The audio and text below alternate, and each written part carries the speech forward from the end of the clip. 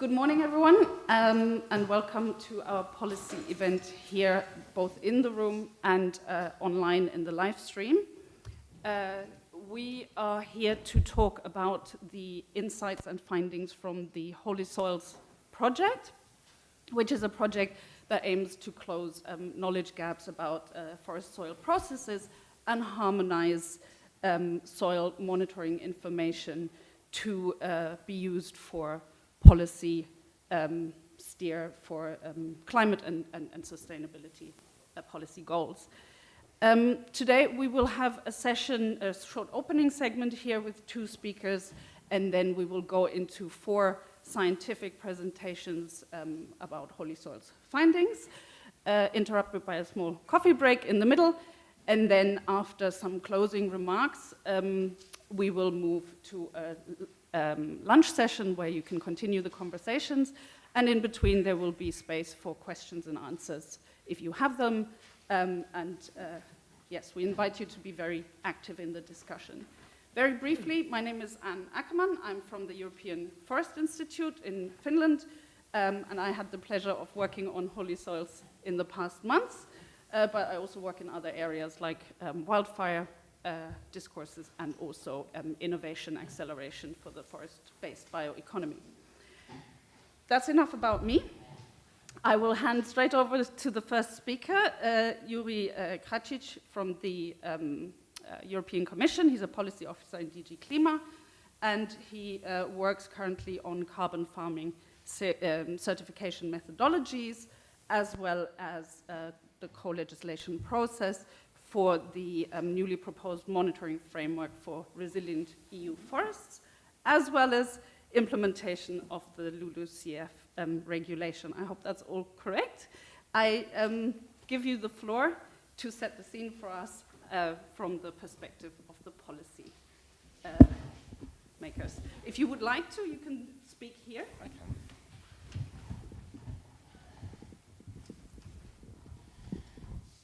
Thank you very much, Anne. Thanks a lot, and good morning, everyone. First of all, thanks a lot for organizing this event. Very happy to be here. I think it's a very timely moment to have this discussion.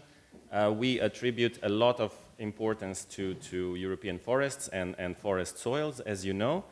And what I would like to do today is give you a little bit of a policy context as to why the outcomes of this project are so important. As you are most probably aware, the latest greenhouse gas inventory numbers are showing that in the last decade we've had a declining LULUCF sink. This is, as with many things in life and in natural developments, this is due to many different combination of drivers, among which we have been faced with natural disturbances such as wildfires, bark beetles, droughts, and so on. But there is also a growing evidence that our forests that the forest growth has been reducing due to the new reality that we're faced with, the climate change. We've had droughts and so on. And why this is such an important information, it's not just because of the climate and carbon removals per se, but it's because our forests and our land sector in general is perhaps the EU's most important natural asset. And forests in particular will play a very major role they already play a major role in our economy, but they will play an even greater role in the future of our circular bioeconomy. We will need raw materials, we will need wood, we will need long-lasting products, we will need products that our forests are able to procure. And in the future, we need, it's also a very important aspect of the EU's independence from, material independence from imports. And in that regard, in that context, what we need to do is make everything we can do to increase this forest growth. From the point of view of carbon, we need to increase our removals, but we need to increase the forest growth so that our forests can deliver on all the multifunctional aspects that we expect them to. And for that, we need to engage in, of course, in active management. Now, it's very clear that what what we need is more investment in the land sector, both in agriculture and in forests. And how do we do that? We need to incentivize more, I would say, more active forest management that will increase this forest growth, but also increase the resilience. What we need for the future of bioeconomy is resilient forestry value chain, resilient industries, so that we can create this certainty in our bioeconomy. It's exactly for that reason that the Commission proposed the new carbon removals and carbon farming regulation that was very happy to say that it was adopted by the co-legislators, by the Council and the European Parliament late last year. And what we are now working on very intensively are the specific methodologies to operationalize that framework. So to say how we will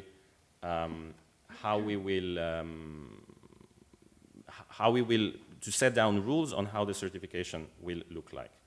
There will be a set of methodologies for agriculture, a set of methodologies within carbon farming for forests, and a methodology also for long-lasting products in buildings.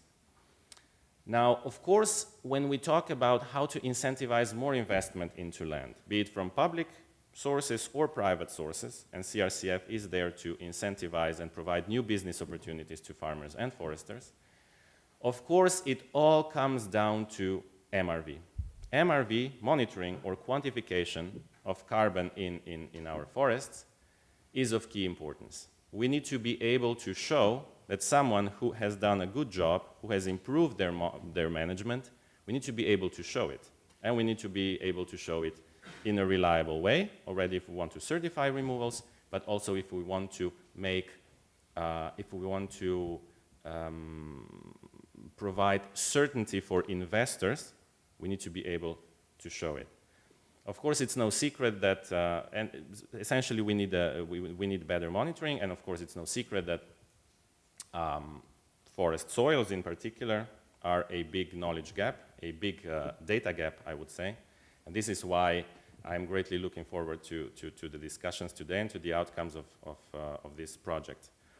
So what we need to do when it comes to MRV is the future MRV. Every action in land sector, it takes time to kick in. It's a little bit of a specific sector because of the measures that we install in our land sector and in forest take a little bit of time before they actually kick in. And that's why we need high quality data, timely data, very granular data today, that we are able, so that member states, but also the value chains, the private actors are able to act today, that they are able to make an informed decision, to make informed policies in the areas of their interest. So what we also need is a more harmonized EU MRV. And when I say harmonized, it's not to say that we need to use exactly the same model everywhere, that we need to use exactly the same emission factor everywhere. Not at all. That's definitely not the case. But what we need to do is think about how we can develop a monitoring system that will be able to pick up action on ground. So whenever a farmer, a forester has done a good job, that we are able to show it. Because the member state, we want to see it in their inventories. Also, if we talk about the value chains, we've seen a lot of interest from wood processing companies and actors that are present in forestry value chain.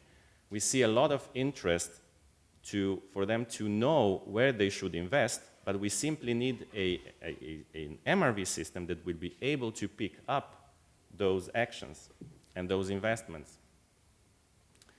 So we need to think about how to create a system that will work both at forest holding level, but then also for company inventories, scope 3 emissions in the value chains, and national greenhouse gas inventories. We need to think about how to leverage the most advanced technologies that are already out there, how to use satellites, how to use models, how to incorporate LiDAR screenings into the MRV? Can we streamline the monitoring system in a way that reduces costs? Can we streamline this in a way that reduces administrative burden and that we make it a little bit more so that a monitoring system is not just a system that looks back at what happened, but essentially shows us what's going on right in this moment on the ground to be able to take informed decisions for the future. We need to think about how to create a system where is there a way where we can reuse a certain model that has already been developed and calibrated somewhere else? Can we reuse it, replicate it in another region of Europe with maybe perhaps similar core characteristics, similar climate, similar soil types, and so on? Can we, you know, harmonize this system a little bit in a way to reduce costs and to incentivize the development of new models, to incentivize the development of data sets, of emission factors, and so on and so forth. We need to think also how to provide a ready-to-use service to farmers, to foresters in this case, that they can use immediately to plan their policies, or they can use to engage in carbon certification schemes, or they can use immediately to see how their carbon sequestration rate has increased over the recent years, or maybe it has decreased, and therefore you need to take some action to make your parcel of land or your forest more resilient. So these are a little bit the policy challenges that we are facing, and therefore I'm very happy to be here today. I think the outcomes of the HoliSoil project is one piece to the puzzle. I've tried to outline a little bit the broader aspects of the whole land sector, but I think the HoliSoils outcomes are an important piece of the puzzle, and am therefore very glad to be here, very happy to engage in the discussion, and I wish you all a very successful day. Thank you very much.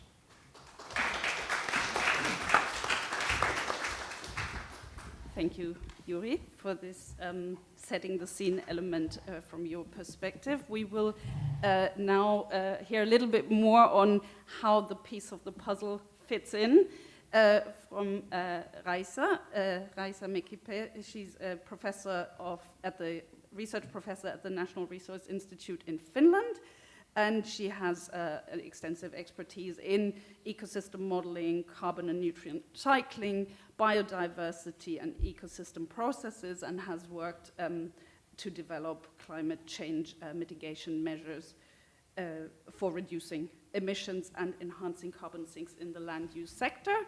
So she's perfectly placed to give us this perspective from the forest and land use sector. She's also vice president of the International Boreal Forest Research Association and vice chair of the Finnish Climate Change Panel. And today she's speaking here as the coordinator of the HoliSoils project, together with Aleksi Lehtonen. He's there, who you will meet later on in the program. So Raisa, over to you, and let us hear your perspective. Thank you, and I hope that this works. Oh, sorry, I can help with that if you like.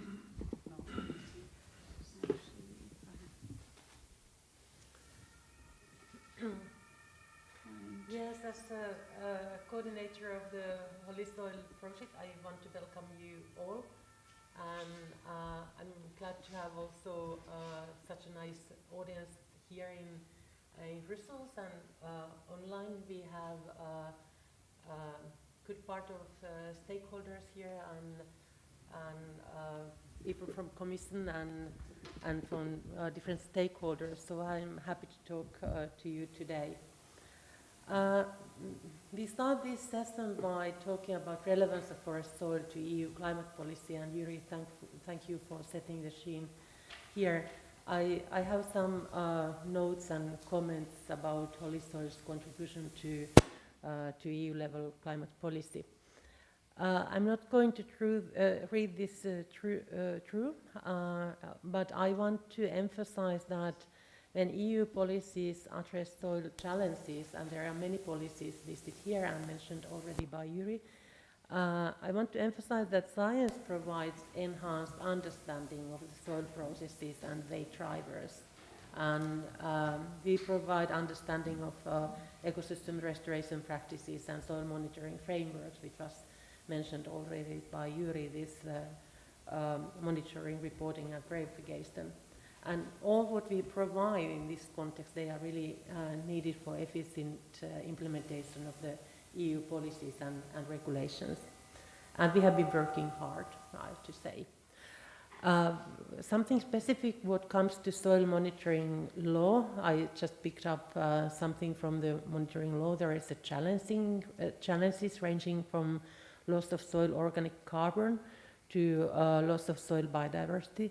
And in the proposed soil monitoring law, there are a list of indicators which need to be used, and countries, member states have to implement a monitoring system for them. Just to mention two of those, soil organic carbon and soil biodiversity. And what HoliSoil project has contributed so far, we have tested applicability of the proposed carbon loss indicator, and we already published the results last year.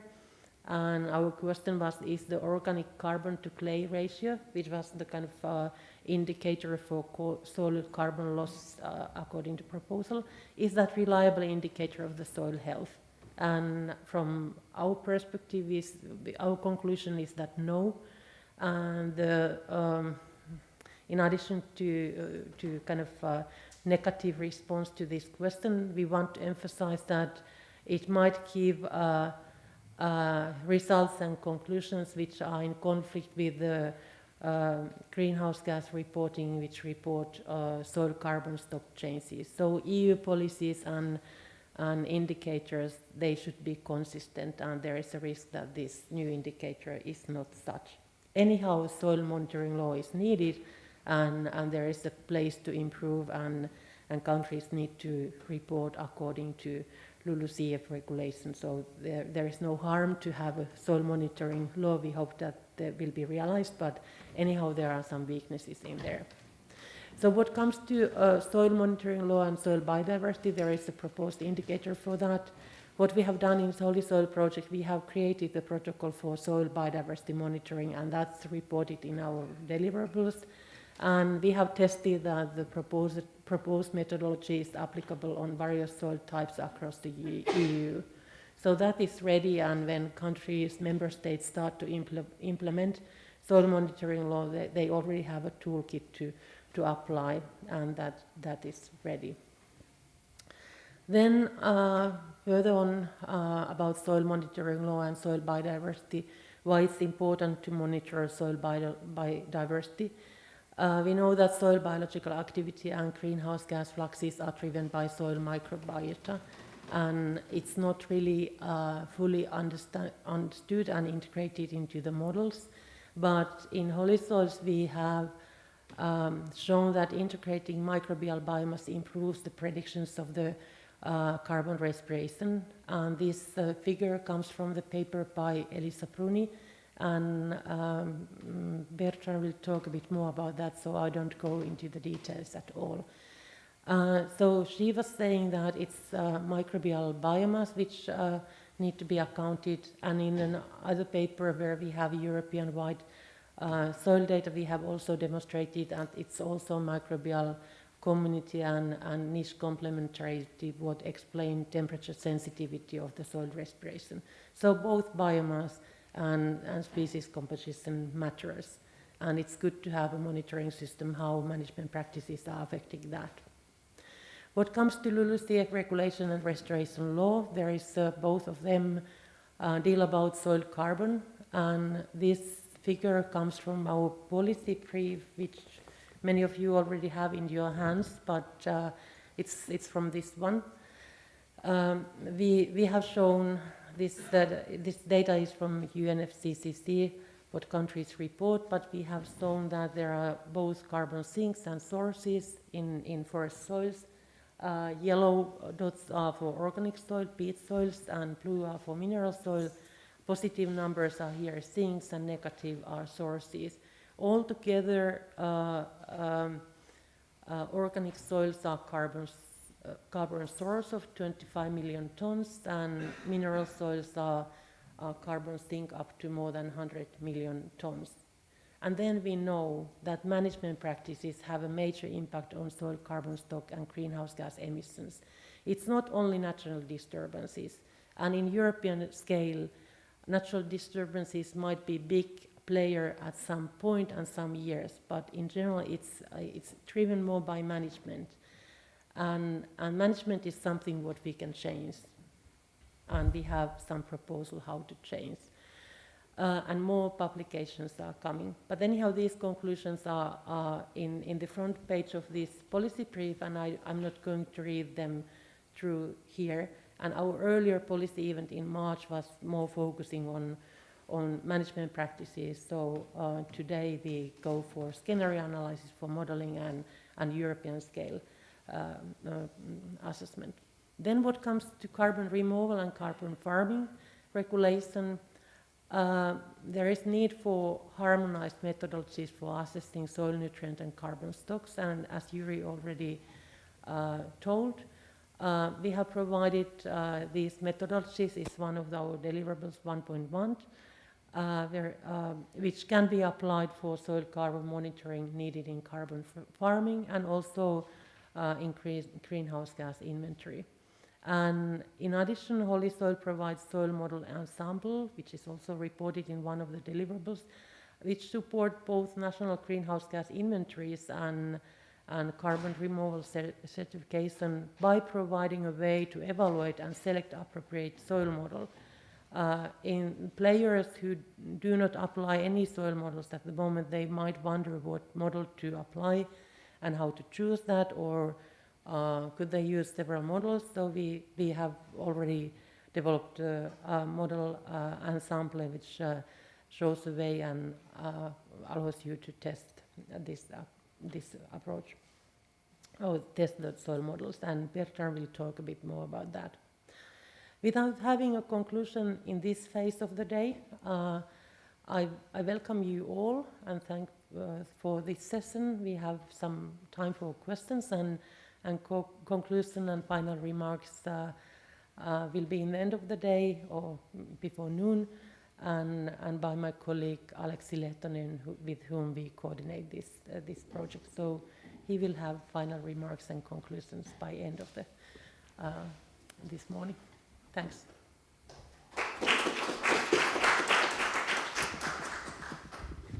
Thank you, Raisa. We have 2 minutes if there are burning questions on the floor here. Alternatively, we can move into the next segment, and there's always an opportunity to raise questions as they occur later on. Do we have anything that we would like to address to our opening speakers? In that case, I thank you for your opening words. If you would take your seats in the audience again, and our first 2 speakers from the science side can come and join me on the stage.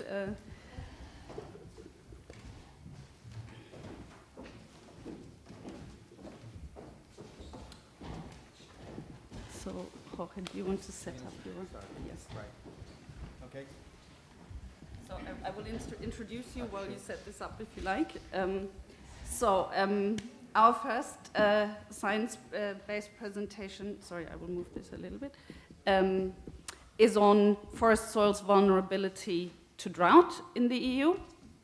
And our presenter is our HoliSoils colleague, Jorge Curiel, who is a scientific researcher at the National Institute of Forestry and associated researcher at the Basque Center for Climate Change. And his work focuses on the role of soil systems, particularly in forests, in regulating ecosystem functioning and stability and resilience under climate change and anthropogenic disturbances. And his work highlights the role of soils in conservation of forests and the preservation of their ecosystem services. And I will hand over to you now to present some of your findings. Please, Jorge. Thank you, Anne. Thank you, everyone. Yeah, I'm going to show you some of the results that we have obtained in the last 5 years of work on soil vulnerability to drought, especially. I'm going to emphasize this in this presentation. First of all, I don't want to forget my colleagues, Phil and Laura, that are behind the results, the models and maps and projections that I'm going to show you right now. And briefly, soils are the largest reservoir of carbon in forest ecosystems worldwide. And most of this carbon is actually located in the mineral part of the soil, which is, and it's also in different degrees of protection, but it's well protected carbon. The mineral part of soil is just the part of the soil that is below the organic layer, and it can go down to 1-2 meters, and it's a layer where mineral fractions dominates over organic fractions, but there is an intimate interaction between organic matter, carbon coming from organic matter and mineral part. So one thing that is important also to bear in mind is not a saturated layer. It's still potential for capturing carbon and long-term, very stable carbon, right? The problem is that as a consequence of climate change, there's going on, what is going on is alterations in the temperature and precipitation regimes and are expected for the next few decades. And even these alterations are not expected to be homogeneous, actually. So moderate scenarios or even extreme scenarios, they're showing that the southernmost part of the continent will be more affected by temperature increases and by loss of precipitation, a decrease in precipitation, which is, of course, this is a big problem, because trees needs a lot of water, and limitations of water will also limit their growth and their subsistence. So in this scenario, the question that we ask is how these changes in precipitation regimes will affect the stocks of carbon and nutrient in European soil forest.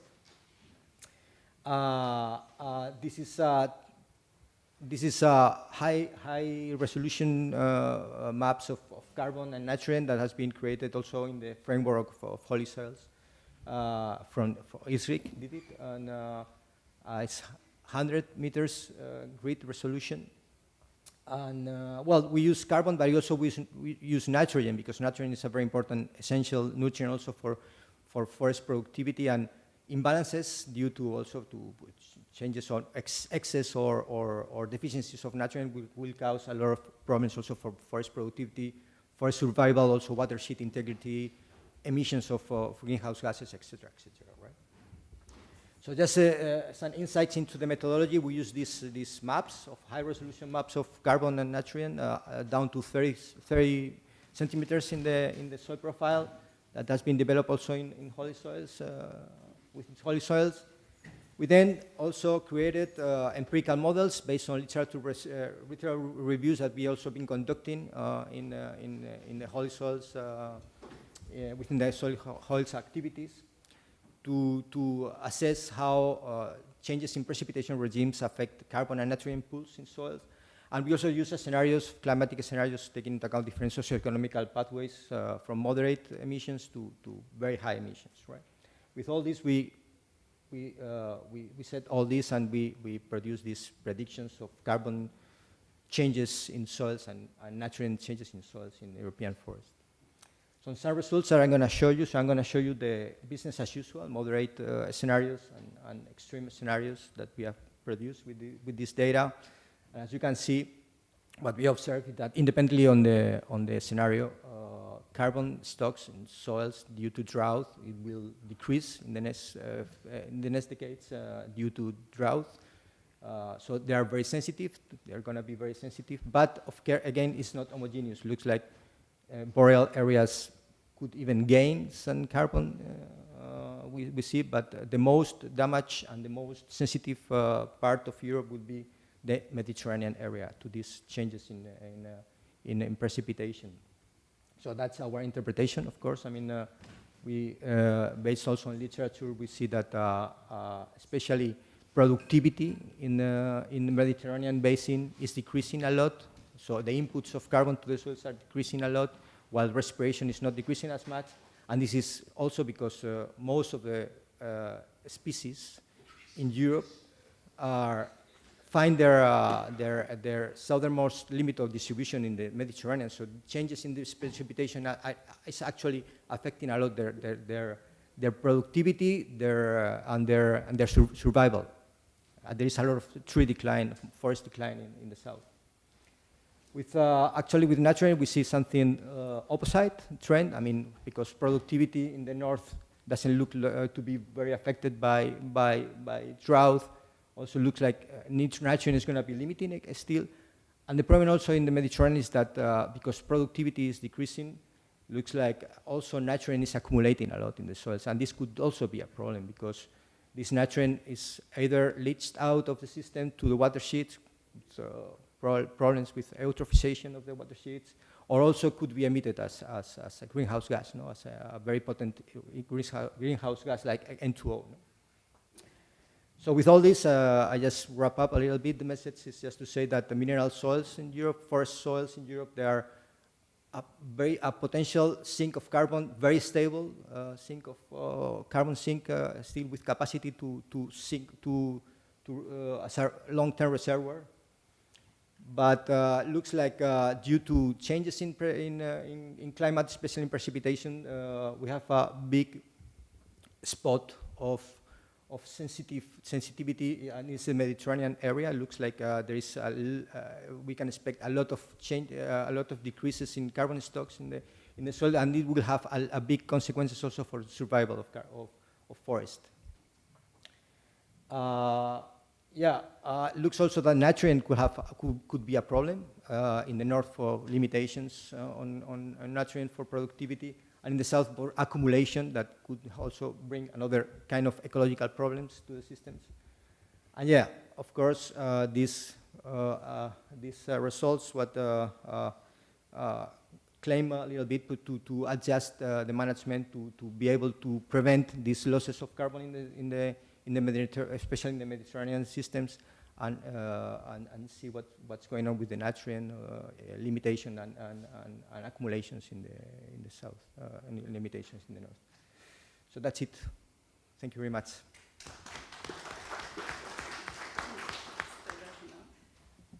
Thank you very much, Jorge. So we have some time for questions now from the floor. Yes, we already have one. Excellent. If you'd like to, yes.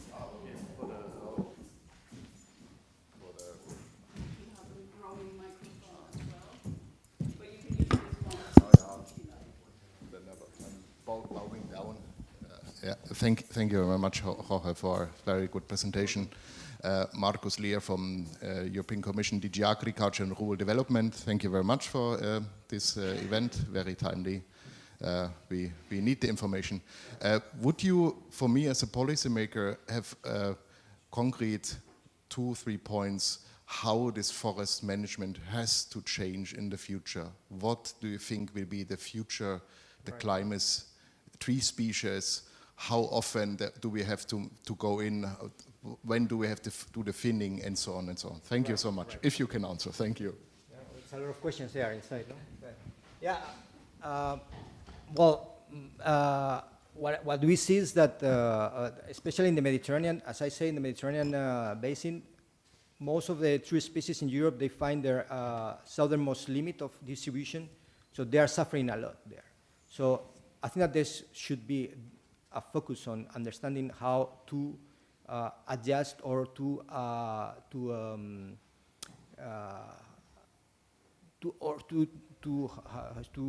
adapt these trees to these new conditions, with trees that are more resilient to drought, and that are able to perhaps function and produce under under conditions of more water stress that we are expecting. So that's one thing that I think that is important.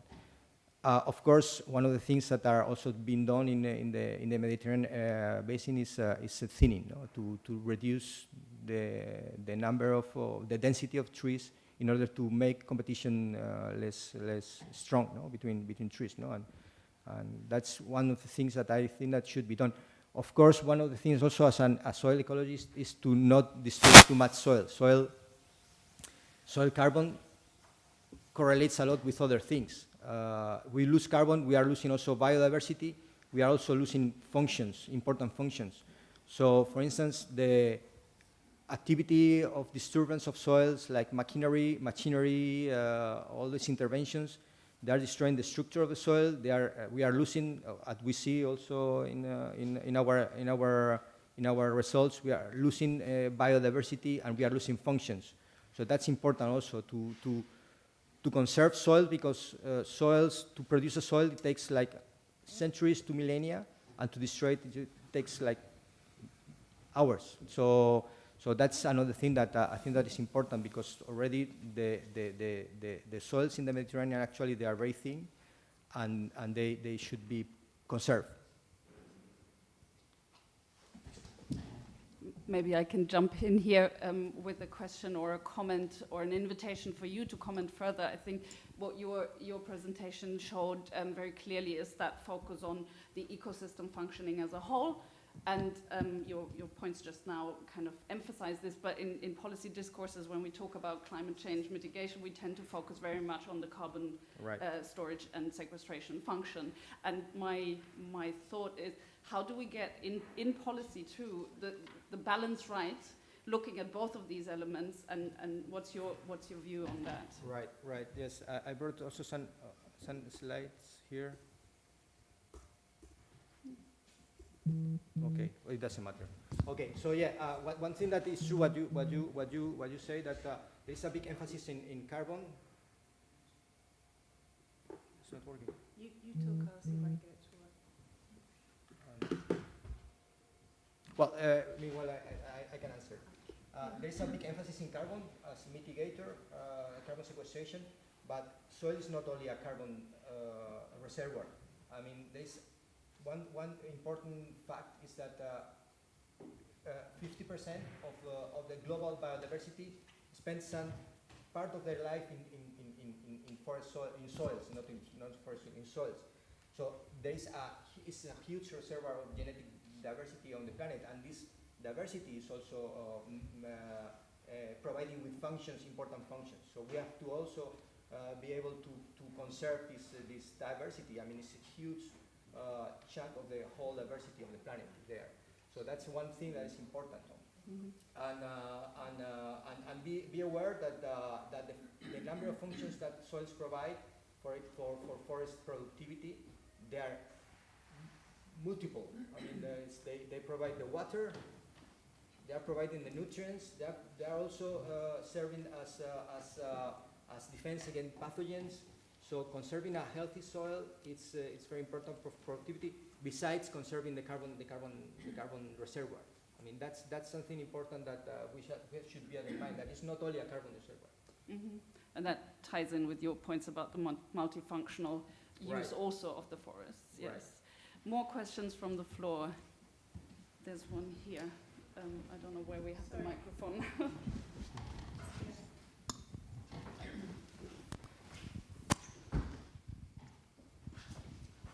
Yeah, thank you. I'm Fabio Boscaleri from Italian Perm Rep, Forest Attaché.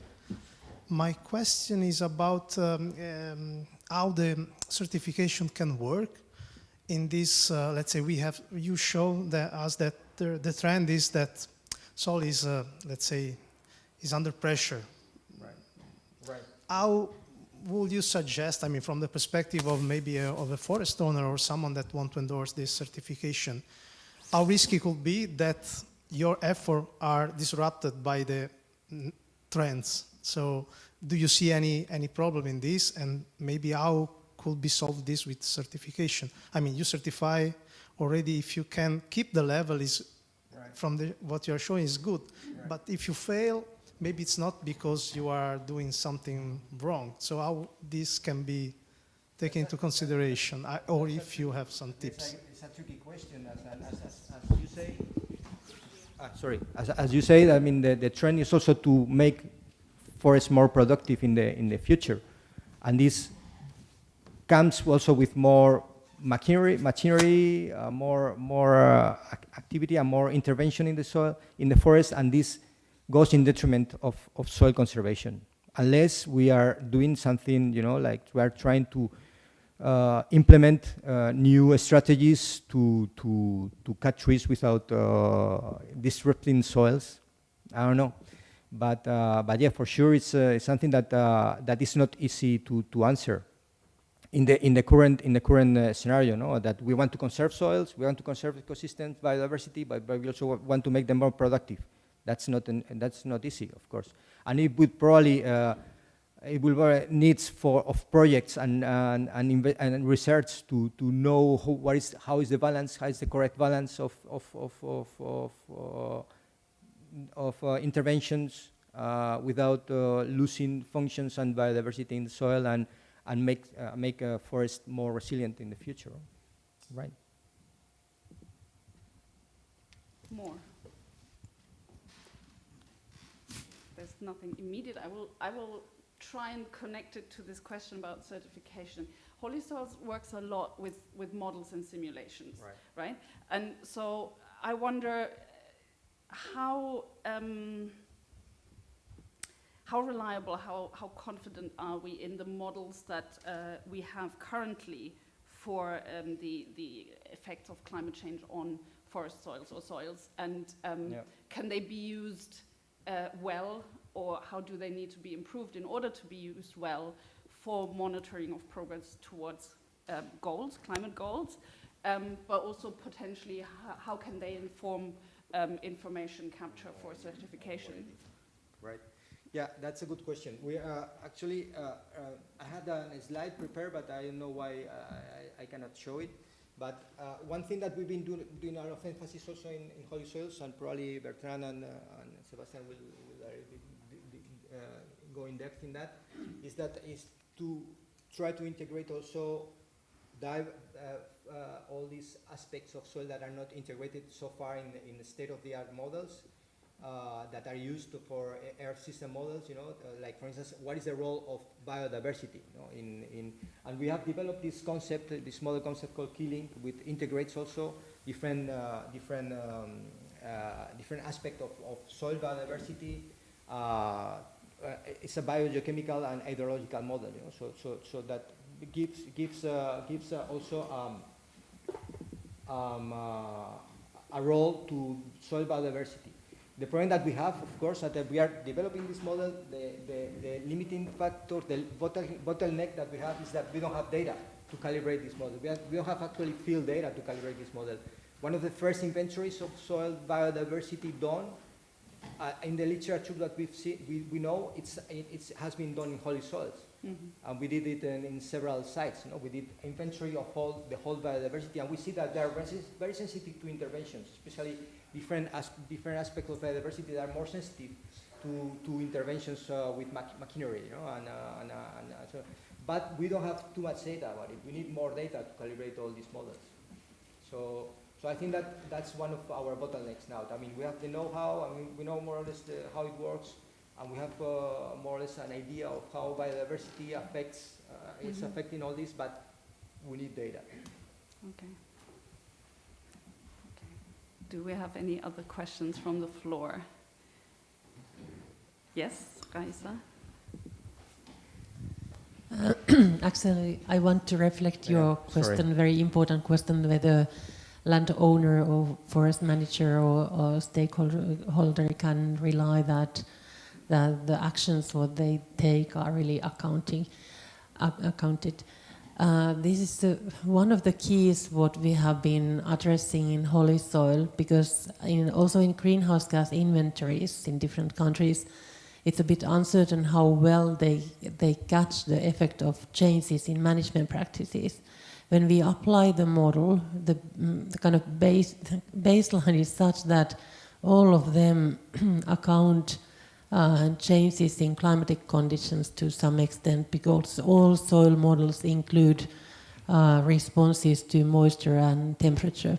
But to have management effect correct in there, that's a challenge, and we have been working on that. And then to have microbes, microbial biomass or microbial community there, it's a challenging, and we have been working on that. And this challenge exists there, and we have improved something, but it's not only one project who can do that. And as far as we apply models, they need to be improved, and they have improved already. But at the same time, we need soil surveys. We need soil monitoring law implemented in all member states to have a soil survey where we have also more measurements. Without new measurements, we cannot really improve our kind of models and reduce the uncertainty what we have. Thanks. Okay. We still have a little bit of time, so because you mentioned the key-link model, right. I wanted to invite you to explain, even though we haven't got the nice visual, there is a very nice visual that I recommend you all check out. Even though we haven't got it, maybe verbally you can describe a little bit more so that the audience can understand what are the components and the dynamics that you're looking at to kind of whet their appetite to go and find the visual and find more like deeper understanding of what you have explored there and captured in the model. Right. So this killing model was developed as a concept model to integrate biodiversity into models of biogeochemical models like carbon sequestration, but also for hydrology, water dynamics in soil, and the novelty of this model is that takes into account not only microbial communities, but also takes into account different actors in soil, from spiders to also earthworms, which are also very important for the structure of soil, and also other functional groups, important functional groups, like also, for instance, all these animals that are eating microbes and fungi, which are also very important for controlling the population of the decomposer community. So this is an effort that was made in a former cost action, and we built this model, but we are actually in the framework of HoliSoils with Bertrand and Sebastian. We've been trying to implement it and use it and to fusion it with Earth System model Orchidee. And yeah, the good thing is that we are waiting. Now we have the data to calibrate the model. Now we have the data, but before we didn't have the data actually to calibrate the model. So I don't know if they are going to show some results, but there is some promising results that we are getting. And of course, it's the first model that integrates so thoroughly and so explicitly biodiversity. That's the thing that we can say about killing. Okay, thank you very much. Thank you, Jorge. I think as a final, I think we still have a minute. As a final question, when we have time, I will pose the same question to all the speakers. I invite you to share one thing. Usually that doesn't work. Usually people name at least 3 to 5 things, but let's see. You're welcome to name 3 to 5 as well. About forest soils and their role in shaping a climate-smart future. Right. That you want this audience and policymakers, people working in the policy field to take away. All right. So I would be extremely happy if people take away the message that soil is not just a carbon reservoir. It's a reservoir of many other things. It's a reservoir of genetic diversity, and also it has small other functions, important, vital functions for the forest to survive and to produce and to be resilient towards climate change. That is not only carbon. Okay, so that's for me the most important message that I think that we should bear in mind, that soil conservation is not carbon conservation; it's conservation of many other things. Thank you very much.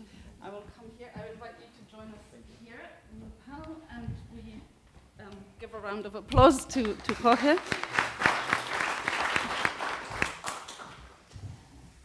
And then we, I think so. want to start there, though. We want to start at the beginning. So now we will hear from our, again, HoliSoils colleague, Bertrand Guenet. Sorry, it's here.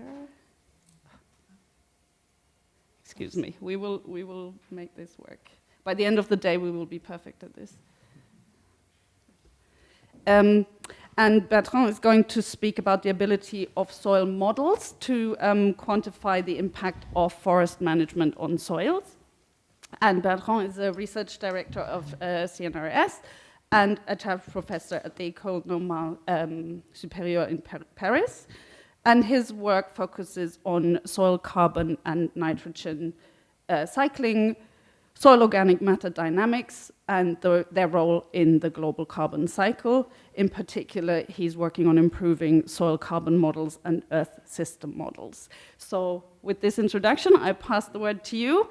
Thank you, Bertrand.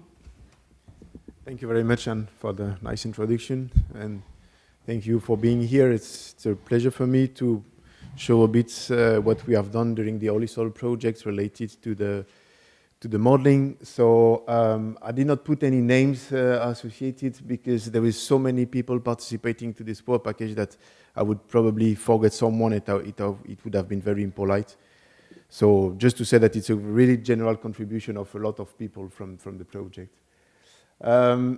So maybe first I would like to start with the definition of what is a soil mechanistic model and what I have in mind when I talk about soil mechanistic models.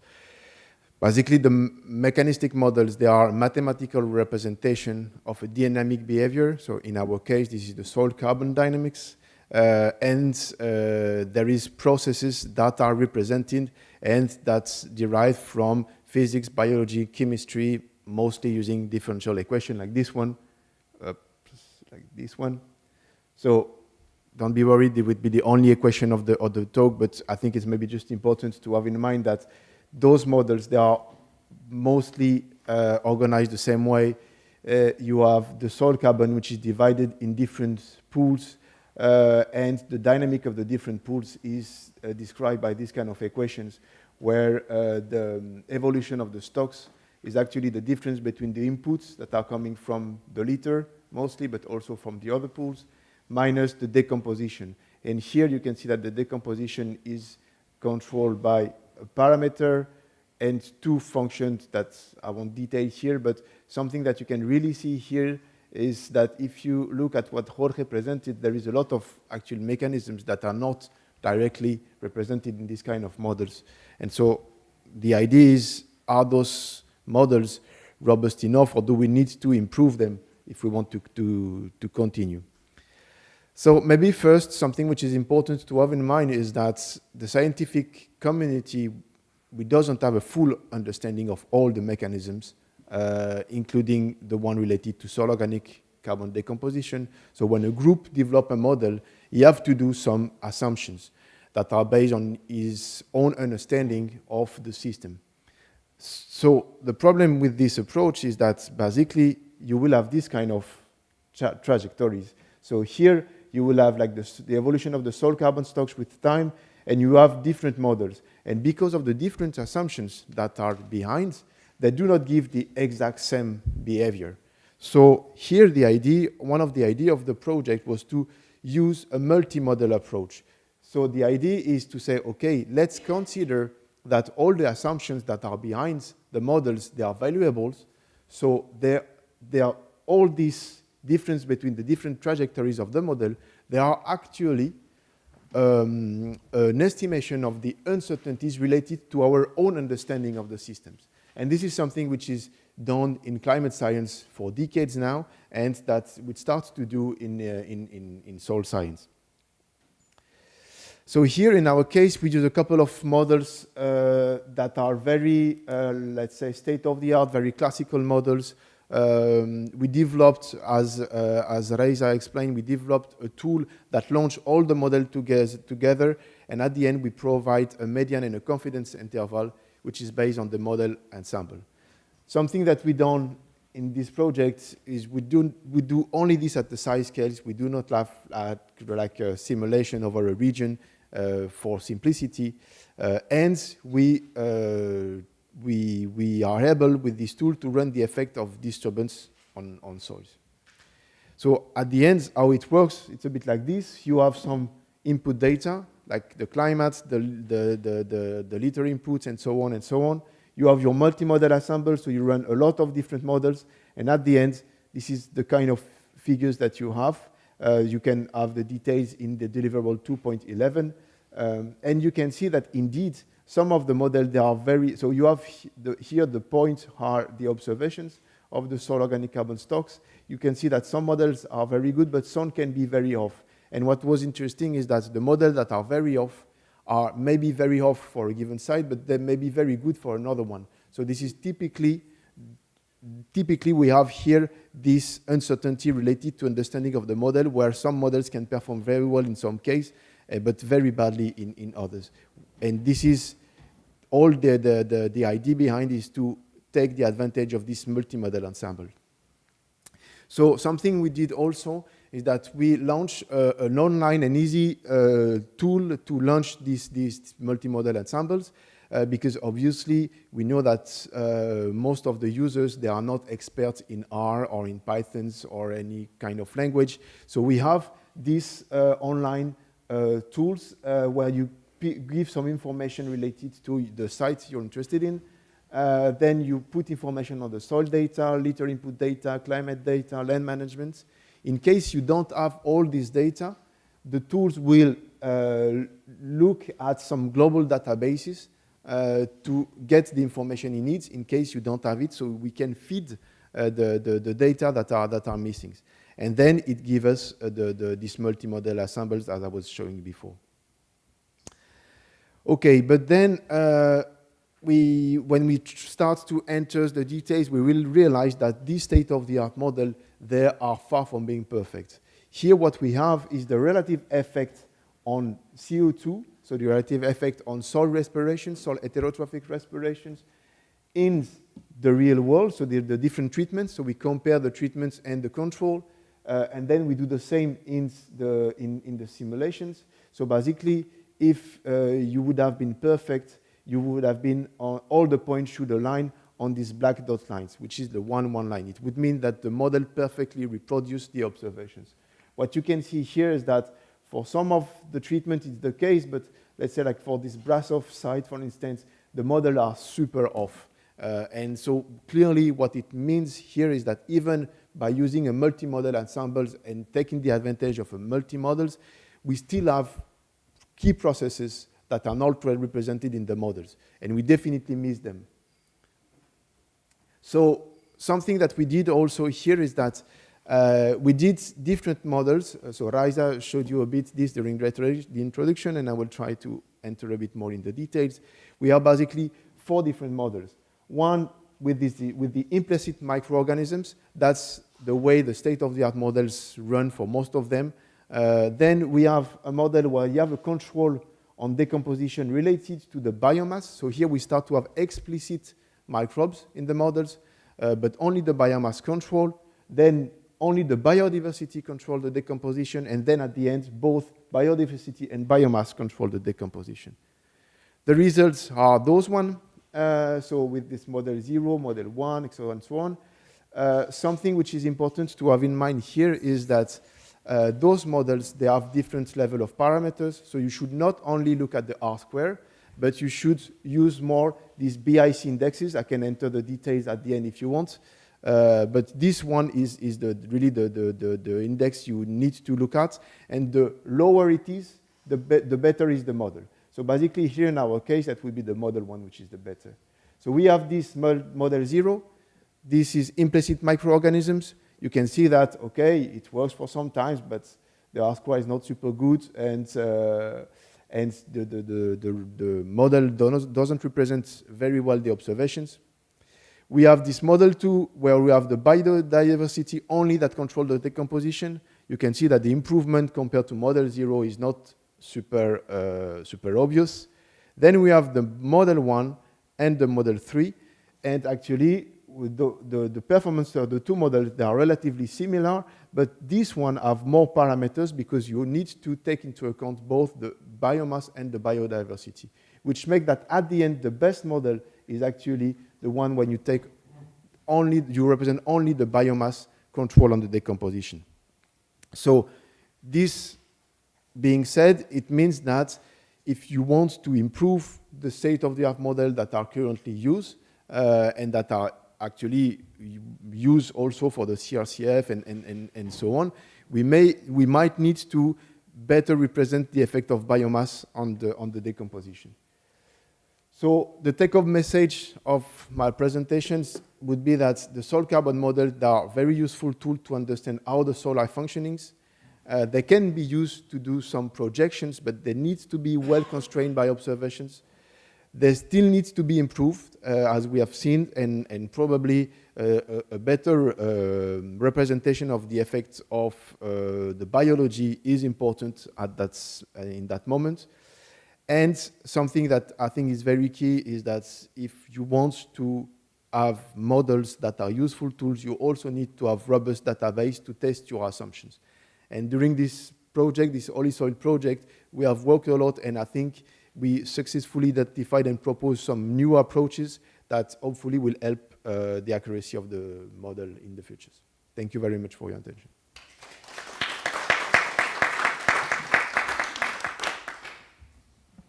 Right then, questions from the audience. Yes, there's plenty. Very good. Thank you for the presentation. My name is Elina Varsta. I represent UPM, a global forest products company, and I've been following this project. And also we have a long-term cooperation with Natural Resources Institute Finland on monitoring soil and forest carbon overall in our forest in Finland, in the United States, and in plantations in Uruguay. And we actually have also a project ongoing on soil carbon, related to soil carbon in Uruguay to kind of improve both the modeling and then the actual measurements, combining this kind of to have more like realistic understanding of the plantation development related to the carbon accumulation and kind of cycles.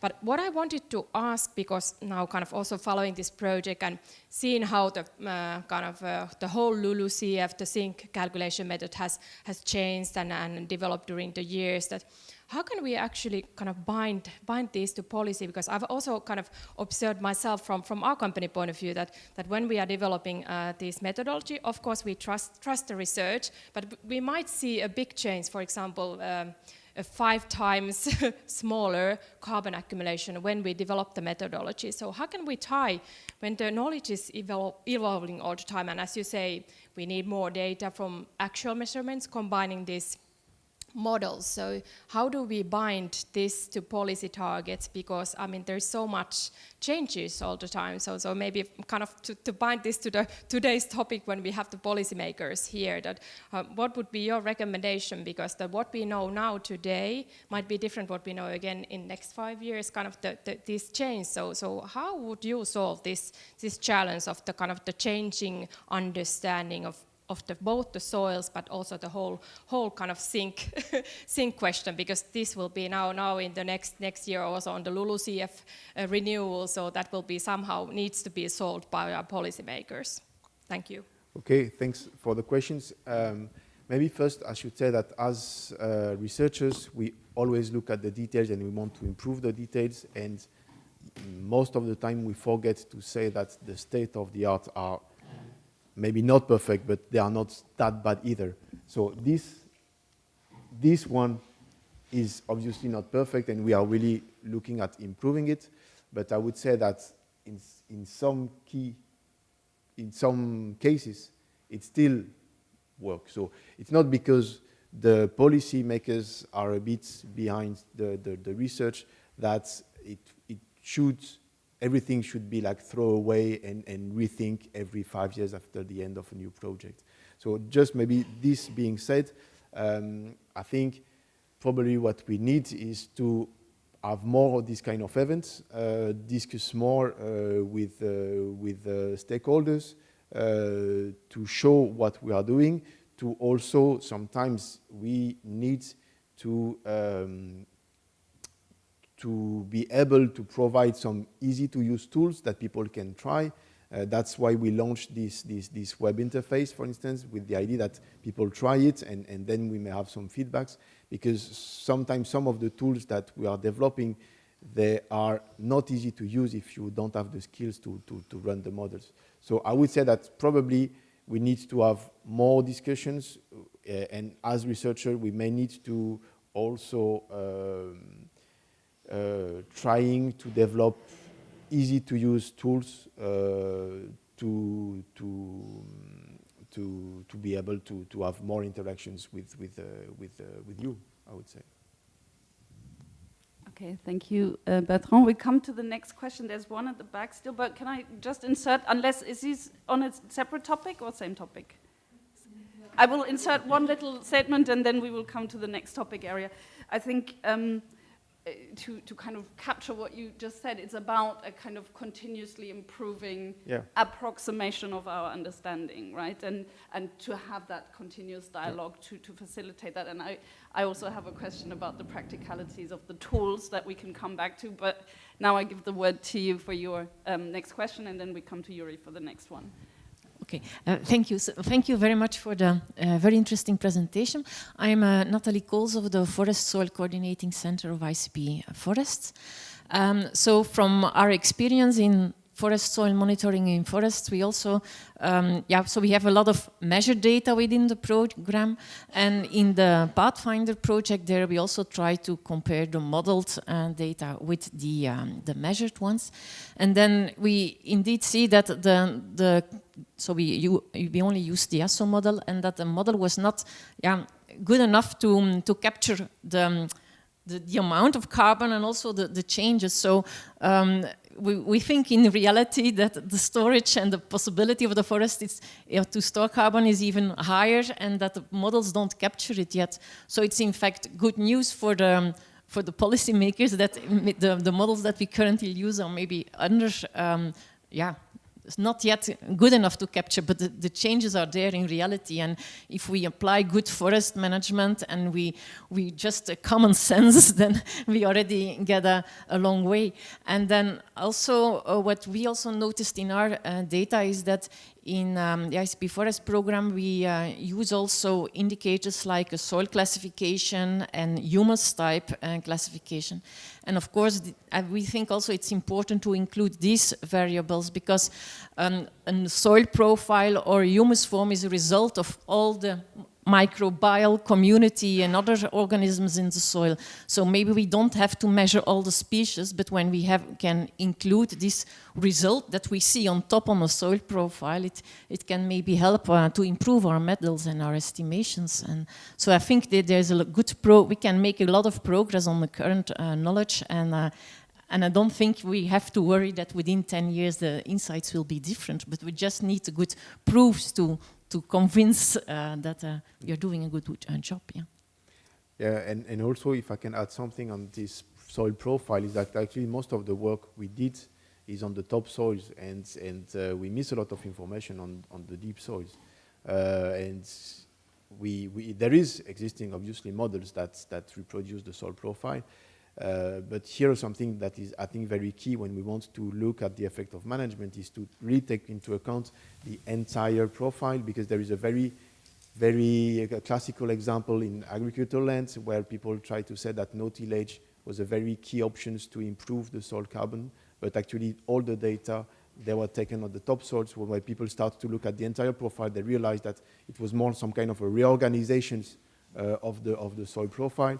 And you do not store as much as we thought before with the reduced tillage. So this kind of effect, I think, can also impact the soil forest. So I fully agree with you that working also on the full soil profile is better, but as ICP people, you know that working on deep soil is tricky also.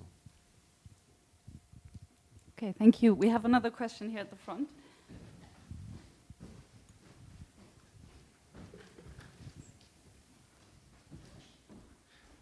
Thanks a lot, and thank you, Bertrand, for this very good presentation. It's very good to see that the models are being improved to the point where we can actually see some action on the ground, as I tried to also emphasize at the beginning. of course, what I wanted to react to, and I think Elina made a very good point, I mean, of course, these models and methods and data sets, I mean, also, oftentimes, if my understanding is correct, oftentimes it's not just about the models, but it's also about the input data that you feed the model with, about like timeliness, resolution, and so on. So, and all these things will most probably constantly improve. I mean, models will improve, the data that we put in will improve, and this is all very good development, I would say. And what we need to do is, of course, find ways, in terms of policy, find ways on how to incentivize further development of these models, how to make the community interested in developing those data sets, in developing those models, to provide as much as possible, as you rightly point out, a ready-to-use tool for operators, for foresters, that they can readily use. And what I think is also nice from monitoring perspective is that we don't need to, have a cutoff date where we say now everything needs to be perfect. What we need to do, I think, in terms of policy, is set out a pathway or set out a framework on how we will constantly be improving these aspects, and how at some point in time, some point in the future, we will come to a harmonized EU-wide monitoring framework containing tools, data sets, models, other tools that can be readily available to operators across the EU, be it in the north or in the Mediterranean region. Thanks. And if I can jump in, I think there is 2 points important here to know is that in research projects, most of the time we are working on sites that are heavily monitored. So we have a lot of data already, which may explain also somehow why when you apply the models and you don't have all the data and you have to get the data in another way, the models can perform a bit less. And I fully agree with you that we should not worry about having something which is like just in stone and never move. I think, like, I'm not a specialist, but I have the feeling that in health policies, when there is new knowledge, then the policy evolved, and that's okay, and everyone's okay with that. So I guess we should not expect to have like a perfect tool tomorrow and doing nothing before we have the perfect tools, because obviously, as a scientist, we always want to improve the things, and we always have room for improvement.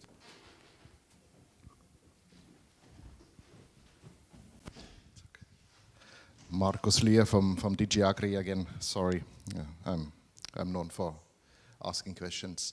But thanks a lot, Bertrand. Again, very important. And of course, I understand that you as a researchers or researchers in general, they're more interested about getting more data, more valuable data and so on. But my question is that how often do we really need the data, and do we also have to take into account the fluctuations? I mean, what I remember still from my studies many decades ago, but we were also going in the forest, and then the soil professor said, yeah, this soil looks like this, like here, but here a meter on the side, it's totally different. So do we actually get the information that we want with more data, and what information do we actually get? Because we have the fluctuations in a hectare of forest, but then I think we also have the fluctuations, or questions, do we also have the fluctuations over time? I think that's also important. So is the time component also super important? And is it a goal to get yearly data on the soil, and what does it actually tell, because we have the fluctuations? Yeah. But this is what I think about in the nights. So. No, but okay, we have the same kind of nights. Yeah, I agree. Actually, obviously, we need the data to understand the system, and we can't improve the models without the data. Nevertheless, we can't. The data are expensive. So in an MRV context, having a lot of data is make the cost of the MRV super high. So we need to find some kind of compromise. So the remote sensing products, they can provide some information, but they also need data to be calibrated at some point. When I have my colleagues that told me that I can predict the soil carbon using satellites, I never understand because the satellite never see the soil. So how you get the, well, okay, I trust you, but at least you need the data to somehow calibrate the tool. I think the temporal dynamic it depends a lot on the kind of data you're interested in. For instance, if you're interested at knowing what will happen in a decade, you may not need to monitor the soil texture because you can assume that it won't change. But if you're looking at the decadal time scale, so you want to know what will be the soil in 10 years, the pH probably will change a lot. So maybe here you need some more data. So you need to maybe smartly choose the kind of data you need. Like having yearly data for soil carbon, it's probably a nonsense because you will never detect a change at the yearly scale. Having maybe every 5 years or every 10 years, here you can see the changes.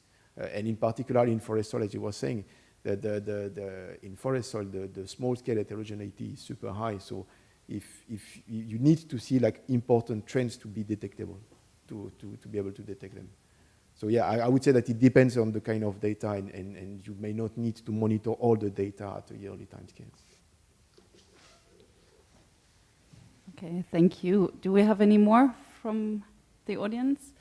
In that case, I will abuse my power here and ask you to kind of shift focus slightly more towards the applied side of the web interface that you showed, because you mentioned quite rightly, as I can say from experience as a non-expert, when you face that interface, you need to know what you're doing, right? And I wonder if there's something you want to reflect on in terms of how you can contribute to making this usable, whether you've trialed it, provided trainings, things like that, and also how policy can assist in advancing adoption amongst the users that you have in mind. So regarding the training, we did once during the HoliSoils project in collaboration with the UNFCCC, CCC maybe, I don't remember how many C there is. So yeah, we can provide some training. Actually, it's very easy tool. I did internship with middle school students who were able to use it. So it's not very complicated. The problem, obviously, is the easiest is the tool, and the less skills you need, and the higher are the chance to misuse the tool. So we try to find a compromise with Elisa Bruni, who developed the interface. So far it's very easy to use, but indeed, because it's easy to use, maybe it doesn't work perfectly for some specific cases and so on. So then, thinking about the policy discourse, this is something that you can feed into the thinking to also highlight some of the risks. Yes. And to kind of engage in a conversation about the risks. And I think also you mentioned a point which is very important, is about the training of how to use the tools. So maybe something that maybe the scientific community can offer more is some kind of training for the users. Then how we do it, we discuss the details, but at least not just giving the tools and provide also the training associated. Yeah. Yes, because the tools are only as reliable as we use them. Yeah. Yes. Okay. Great. So then I will also pose to you my final question, unless we have anything else from any of you. No, it doesn't. Oh, yes, Kaisa. We'll keep the last question for in a minute. Yes, thank you, Bertrand, for excellent presentation, as always. To the audience, there was a couple of questions related to data and variation and reliability. I would emphasize that during the HoliSoils project, we have really increased the capacity to model and to develop the models. And we are here right in the time when also DNA-based methodologies are ready and we can apply them. 10 years ago, it was not possible to dream to have such data from microbial communities and taxonomic units. So this is unique what we have now in HoliSoils projects, and also other projects can do that. And then the other thing what we have done, what is different from kind of large-scale, long-term monitoring programs which are following systematic set of sites or something, we have tested management practices. And this is kind of key of understanding if you manage forest in different way, does that have any impact? And when you are developing, or we should develop monitoring, reporting and verification methods, we should kind of show that our tools are valid to catch the effect of the management practices. And here now we have a set of data where we have also tested management practices. And third point is that at the time when we have operated also gas analyzers which are mobile, they are kind of, we can carry them to the forest instead of having samples and analyze them in lab half a year later. We can carry our gas analyzers to the forest, so we have really extensive data, kind of tens of thousands of observations of soil respiration. And now we have a data to play with. We have started, we have kind of, we are really renewing science, but with this data one can do much more. Hopefully we all can find a useful and productive way to do that. But we also need stakeholders who kind of tease us with the questions and what they want from the scientists. Now the tools are there, data is there, and it's easy to measure more data because we have these DNA-based methods and we have portable gas analyzers, and we are able to measure soil. Thank you. Okay, thank you, Raisa, for that additional comment. So we have that last minute of this session, so to you the same question as before, one thing or three or five that you would like this audience to take away in terms of the role, like a key message of the role of forest soils or soils in general and their role in shaping the climate-smart future. So this is something we discussed with the colleagues before, but I think something which is very important to keep in mind is that all these climate-smart forestry or climate-smart agricultures make sense only if we reduce drastically the emissions. They are here to compensate the emission that you can't really reduce. If we keep on the same strategy, this portfolio of solutions, they won't change much actually. So there is things that can be done. Obviously, there is a lot of forest management, land management that can improve the soil carbon stocks and the carbon stocks in the biomass and mitigate the climate. But it makes sense only if the emissions are reduced drastically. Yes, thank you. And can I ask you to also zoom in onto your topic and from your topic? I think those are super important messages, and then, you know, from the top level to your detailed level, what to take away from your presentation. Well, I think the takeaway would be that models are useful tools, but they are tools. So they are not like a black box that just predict the future. And as a tool, you can easily misuse it.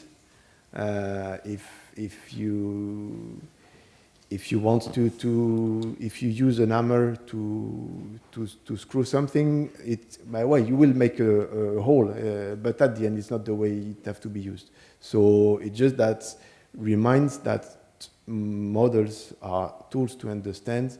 They can be used for projections, but they are not just magic box that predict the future. Great. Thank you very much. This brings us to the end of this first half. So we will have about half an hour coffee break now. We continue the conversations. The coffee will be served, I believe, outside where you came in from. So no chance to get lost. And we will reconvene in about half an hour. Thank you. Thank you to the speakers. Thank you.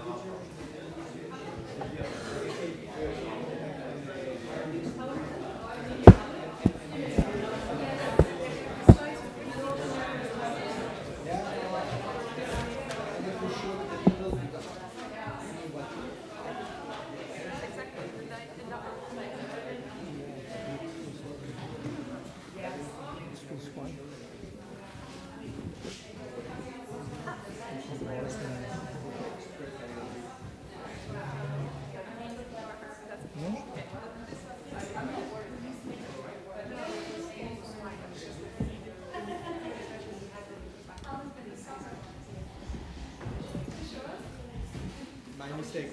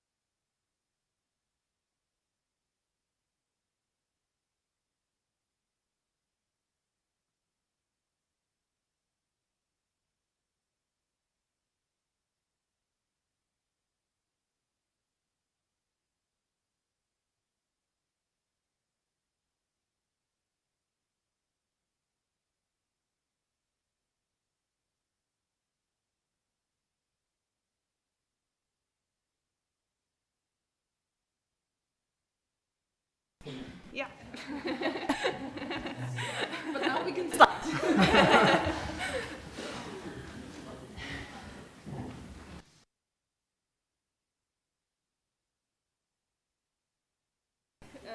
Here in the room. Thank you. Oh yes, now I can hear myself. That's good. So welcome back after the break for this second half of our scientific presentation. Welcome also back online. I've been told in the break that we have about 40 people participating online, and I just wanted to reiterate to those people, we are also interested in hearing your views and questions if you have any. So feel free to type them in the chat or whatever function is provided, and our colleague will pick this up and transfer it to us here in the room, and we will try to accommodate those as well. So without further ado, I will give the word to our next speaker, Sarah Filipek, who will speak about the effectiveness of climate-smart forestry management strategies in Europe. Sarah is a junior researcher at Wageningen Environmental Research in the Netherlands, and her background is in forestry with a strong emphasis on forest management and silviculture, and her research focuses on modeling development of European forest resources and soil organic carbon using efficient space model. So Sarah, I'll hand over to you. I'm curious. Thank you very much, Anna, for introducing me. I will quickly just change the presentation. Oh, yes. Okay. Almost there. Yes, as Anna mentioned, I will speak today about the effectiveness of the climate-smart management strategies in Europe, which we explored together with some other colleagues that are not here in person, but of course there is the great work being done. It's about the building the also community of the people who are doing such a modeling and such a research. So to start with, well, as we know, as a part of the Green Deal, European Parliament aims to achieve this climate neutrality by 2050. And of course, the forests play really a key role in this context, as they reduce the carbon dioxide from the atmosphere, but they also are able to actually store the carbon, either in the biomass, soils, or the products. However, what we see is happening in the past year, in the recent years, is a quite an increase of the disturbances that actually impose quite a dynamic and big changes on the climate of the forests, but also on the forest soils. And of course, depending where we are, the effects can be more or less visible depending on the characteristics of our location, but also depending on the characteristics of the forest that is happening in. Therefore, when we actually try to apply different forest management strategies, this kind of consideration of the regional context, but also context of the current forest conditions really needs to be strongly taken into account. And well, what we I think already all know, that certainly there is no one-size-fits-all solution that would work perfectly everywhere in this all kind of conditions that will benefit both the forest and forest soils. So the question is how we can actually foresee the effects of the management strategies. There is already a number of the available literature, evidence-based literature, that suggests certain methods over other methods. It really ranges either from even the European or global reviews that propose such information to even the very localized analysis and monitoring that also can give us some of the results. However, if we want to really evaluate most likely trajectories of how these strategies will work out in a long term, especially in terms of the effectiveness of their on the ecosystem productivity or the provision of different ecosystem services or the forest soils, as we already heard this morning, the modeling is actually one of the good tools to actually use because it allows us to see what would happen to the trees that we planted now and kind of what would be the effects in 100 years. So with our approach to this research, we focused on using two different types of models. So we used the efficient space model, which is the empirical European forest resource model, which allowed us to simulate different management strategies. And we also used the ECOSE model, which was actually able to quantify the impacts of these applied management strategies on both mineral and organic soils. In total, we simulated 17 European countries that actually represent over 126 million hectares of forest, which cover quite a broad range of the regions, so from the Mediterranean regions to the boreal regions. For the simulations of the model, we specifically actually use also national forest inventory data that were available per countries, because with this data, we can determine actually the current forest state, but we can also determine the current management characteristics that are specific for the certain bioregions, even within the country itself. So in total, we then actually used over 287,000 NFI inventory plots. And, well, as modeling is all about, you know, scenarios, assumptions, a bit of the playing, we also came up with 3 different storyline scenarios, which actually aim either to increase the carbon sinks, or we're aiming to protect existing carbon stocks in both biomass and soils. So as you can see on the slide here, we came up with 3 different scenarios. So first scenario, for instance, soil protection was really focusing on protecting existing carbon stocks by avoidance of the clear cuts. And another kind of layer to this scenario was diversification of the tree species composition.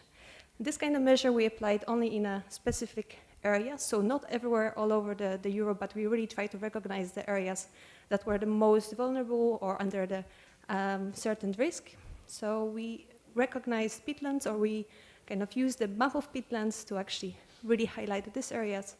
Then we used the HoliSoils map of the soil vulnerability to the droughts, which will also indicate what would be the impact of these conducted measures on the specific areas that were identified under this vulnerability. That we also identify the soils which were vulnerable to the landslides. So within this scenario, we really try to target at least our management change in those risk areas, whereas in all the other areas, we just do a business as usual. So basically meaning that we are conducting the management practices as they are done at the moment. Then the second scenario was more focusing on a soil smart management, as we call it here. So really safeguarding the soil health, but also in order to ensure the long-term productivity of the ecosystem by reducing the thinning intensity by 25% all over the forest. So really within all of the 17 countries that were simulated, this measure was applied. And the third last scenario was more focusing on the climate adaptation. So really how to make the forest more resilient and climate adaptive, specifically by actions like replacing the tree species that are currently recognized to be suffering under future climate by more suitable species. And of course, again, adding this diversification of the current forest stands, for instance, monostands of the single species, diversified with more of the, let's say, mixture of the broadleaf or the conifers actually if needed. All of the scenarios actually we simulated under 2 different climate forcings, one bit with moderate effect of the climate, one with more extreme. In this presentation, I will only focus on the moderate effect, and later in the discussion, we can explain why we only show this one.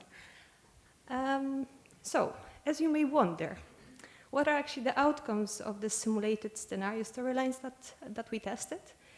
When we considered the effect on above ground biomass, actually across all of the 3 scenarios, we see that when we are reducing our harvest intensity, when we are trying to avoid the clear cuts in certain areas, or we are actually planting, it really has a positive effect on the accumulation of the carbon biomass in a forest.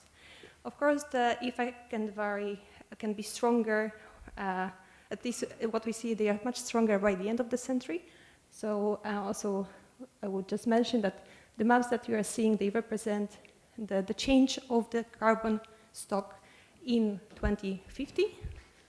And the right side maps, they represent the change that is happening in the year 2100. So the changes by the end of the century, of course, they are much stronger, because also if we are doing some planting activities, more biomass, of course, grows. The trees are growing, so they are growing in volume, but also in biomass. In some of the, at least results that we checked for the 2050, the impact may actually cause some of the reduction, at least the change of the management may cause some of the reduction, at least when we've seen that under the soil protection scenario, but it's also just because of the history and actually current practices that are used in the country. So for instance, in the countries like Finland or Ireland or the east-west of France, when the rotation forestry, so having the clear cut system in place, is avoided, of course, it will then basically generate that you're reducing your harvest, but you are getting more biomass in the forest. That's why also the effects on the harvest, they actually vary depending on the scenarios and the assumptions that we use. So when we are trying to, for instance,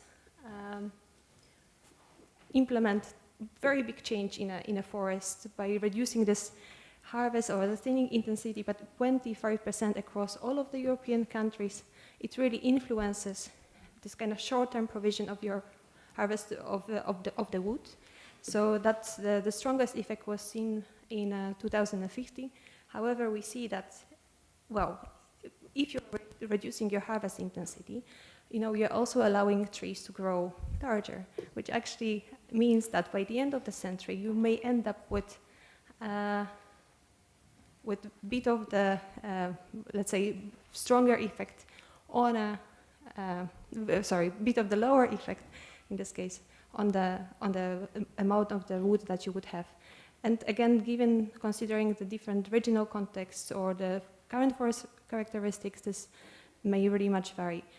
Certainly what we also see is that when you are doing more of the planting actions or underplanting actions in your current forests, because you want to adapt the stands to more of the future climate situation, or basically make them a bit more adaptive, more resilient to this climate conditions. We see that by increasing your biomass, you also, of course, increase your harvest after some time, especially there is a big effect by the end of the century. And overall, we also see that at least in 2050, we have this almost across all of the countries increase of 3 cubic meter per hectare. More harvests have happened, and then even up to 10 cubic meter per hectare change in the 2100. But as we are speaking a lot also, of course, about the soils, so we also need to show some of the results that indicate the effects on the soil carbon stocks. So as in most of the locations, you've seen before that the biomass increased, which means also there is more liter input to the soil, which will then be translated that in most of the locations, we will actually also have the higher soil carbon stocks available. The maps, especially indicating with the green, this is the positive, of course, effect. Of course, some of the locations may also have a temporary, change or temporary reduction of the stocks, just because when we are having the snapshot of the 2050 or 2100, we also do some active management there. So this kind of red dots that you may see, they would represent that, at least on these maps. Concluding this presentation, as we all know, European forests are really highly diverse in terms of the history, management, species composition, traditions even. Therefore, the effect of the climate smart management strategies really will differ per country depending on these local conditions. And well, what we also, let's say, seen when we are zooming into the specific areas that are either vulnerable or under the risk of the climate change, ensuring this minimal impact on this overall harvest level is actually quite small, which was a bit of our surprise actually when we made this soil protection scenario. We thought that, you know, when we really gonna avoid the clear cuts in these areas, the impact will be quite high.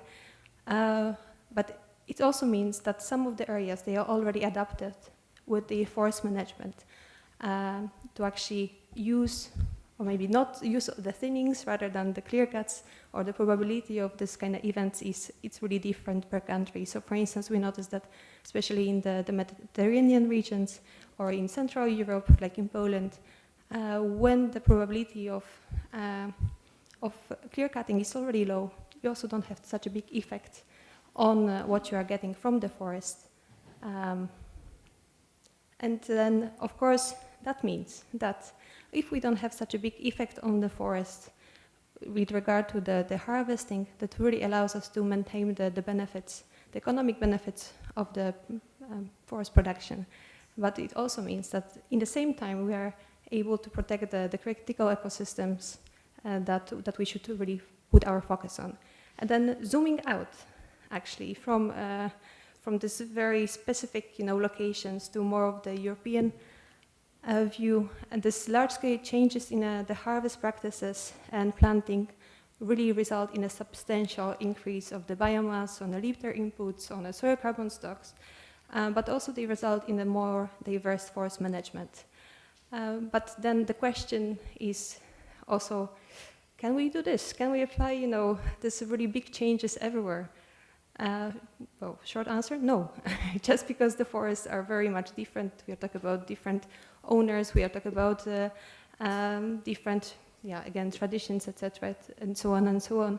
So not everything will work everywhere. Of course, there are certain methods that can benefit, at least in the context of the increasing the carbon sink, but also carbon storage in a biomass and soils. But not everywhere can be applied. Not everything can be applied everywhere.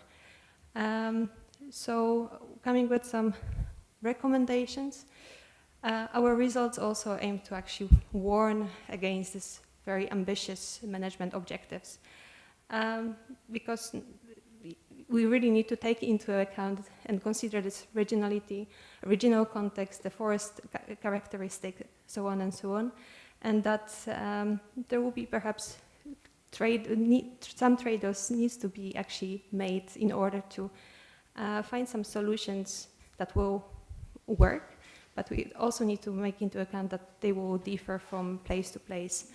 And certainly there is no visible silver bullet really to facilitate the provision of all of the ecosystem services everywhere in the same way. So we also call for more of the flexibility actually in how to reach these defined objectives.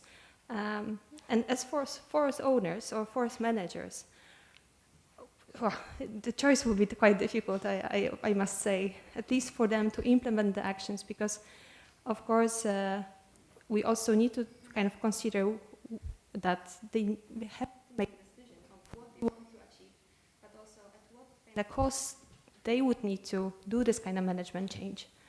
And with this, I would like to thank you for your attention, and I'm welcoming your questions.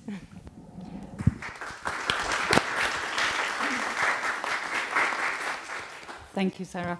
Okay, let's see if we have any immediate reactions or questions from the floor first. Yes, we do indeed. So if we can start there. Thank you, Sarah, again for a very interesting presentation. So Elina Varsta from UPM. Very interesting to hear the different results. Maybe I would like to kind of draw also the discussion in addition to this, what you presented today, but also kind of for the wider discussion related to the different targets on climate adaptation and then the different aspects of forests, climate biodiversity and so on. So I would like to kind of refer to the discussion what we have in Finland. It's of course very active related to forest, and there's been some suggestions for example, as solutions for us to reach we have a national climate target, and then in addition to the European target. So that's why we tend to talk about the harvesting and the management of forest a lot. But for example, one solution suggested by some researchers has been to reach the 2030 LULUCF, so the climate sink targets, was to kind of to reduce a certain amount of harvesting. But then what I want just to bring into the discussion that there is also the societal impact of this, that even though, okay, on certain year you might reach a certain numeric target, but then kind of the impacts of the industry that of course I represent the industry, but then we know kind of from the calculations that when we have the existing mills and currently it's a quite difficult economic situation worldwide because of the trade and the kind of geopolitical situation has caused this. So all is linked together. So I think it's important that we remember that there is always, that even if we look at, for example, us also as a big forest owner and a manager, that we do recommend certain actions for smaller forest owners, mixed species, and these kind of to adapt the future challenges of the forest. But then again, there is always this also the societal impact that if we have less wood available in our European countries, that has an impact on the industry, and it cannot it will not wait 10 or 20 years for us to reach the climate target. So I think I just want to bring this kind of societal dimension also to the discussion. But thank you very much for the results. No, I think you're also raising actually a very good point that there is also different scales that we are talking about, or consideration if you're talking about the landscape scale, when of course, and let's say the production at least needs to be sustained in one way or another. But if we would focus only on some very localized forests, very specific forests, then some of these actions could be applied, and of course they're not going to have such a large impact, especially if we, let's say, would reduce our thinning intensity by more of the lighter cuttings. So this consideration of also, if we are talking about the 1 hectare or if we are talking about the 1,000 hectares, it's also very important. We have another question here. Third question. Thank you, Sarah. Very interesting. Markus Lier, DG Agri. You were presenting in one of the slides that it should be a 25% of reduction of harvesting, I assume. Is this something that I can take as a whole message? Because I'm a bit, I have to say, I'm not so sure now what is the message, because first you say it's 25% of reduced harvesting, but then on the other hand you say it's one size does not fit all. So that was at least my belief so far. So that's the first question. Also related to what I understand that what this discussion is, of course, perhaps you can have a reduced harvesting or you can delay perhaps the final cut, but this would also only help over time, because you would have to manage the forest actively anyway. But there I think we have to have more discussion on that. So first question, and then second question: what tree species do we have to plant for having also forests in the future? This is my standard questions that I'm always asking the researchers, because I don't know. Huh? So related to the question on this 25% reduction that we use, so basically based on the literature review, also what Raisa and the colleagues were included in the review, is that when you're implying actually the lighter thinning, so our understanding of this 25% is reduction of the intensity of the harvest that you currently have in a forest, which of course may differ depending on what the management is characterized. So for instance, if, just as an example, if we would say that the harvest intensity in Poland is, at least with a thinning intensity, is of the level of 70%. If we're going to reduce it to 25%, so we end up with only 45% of kind of intensity of the cut. So, and that's for instance the Poland, but in Spain, if the intensity actually is already 50%, and we're going to reduce it by another 25%, we really reduced the half of what we would normally get out of the thinning interventions. So this 25% is the assumption that we made based on the available literature. It's not the rule, that it will work everywhere. We see the positive effect, but we also need to be more realistic from the side. What actually can the forest managers do, and how they can actually do they conduct their forest management? So that would be the answer. I hope it's clear. Okay. And then with regard to the species, where there is a recent study, from the last year that showcases the bottlenecks. So what kind of species may not be suitable by the end of the century under different climate scenarios. So we actually use this study from Wesley to recognize what may happen and how the distribution may change. So if we are talking about the Central European region, we see that Norway spruce is heavily affected by the bark beetle. We see very large calamities happening. And well, how to restore or what to replant at the moment, depending also where you are. So when you talk about, for instance, North Rhine-Westphalia, they are trying to use beech. They try to use the oak species. They try to use the Tilia species. And besides that, what they also see that actually the spruce is again coming and regenerating naturally. So they try to create some of the mixtures of the forests in order at least to facilitate, the intensity of the impacts that maybe in the future will happen. So there is certain, let's say, species that would work, but of course, depending when you are, there's no, again, golden rule to say this species works everywhere. Because, for instance, let's say if we talk about Scandinavia, at the moment, well, the species composition is, let's say, less rich than in the Central Europe. So introducing the species, that we plant here to Finland or Sweden or Norway really may not work. Simply just because you don't have enough of the seedling material. The nurseries are not adaptive to actually have it, but it's also different climate and trees are growing differently, and it's very difficult to also foresee. If we would try to introduce the species, let's say, from the south to the Central Europe or from the Central Europe to the north, what would be actually the long-term effect of this?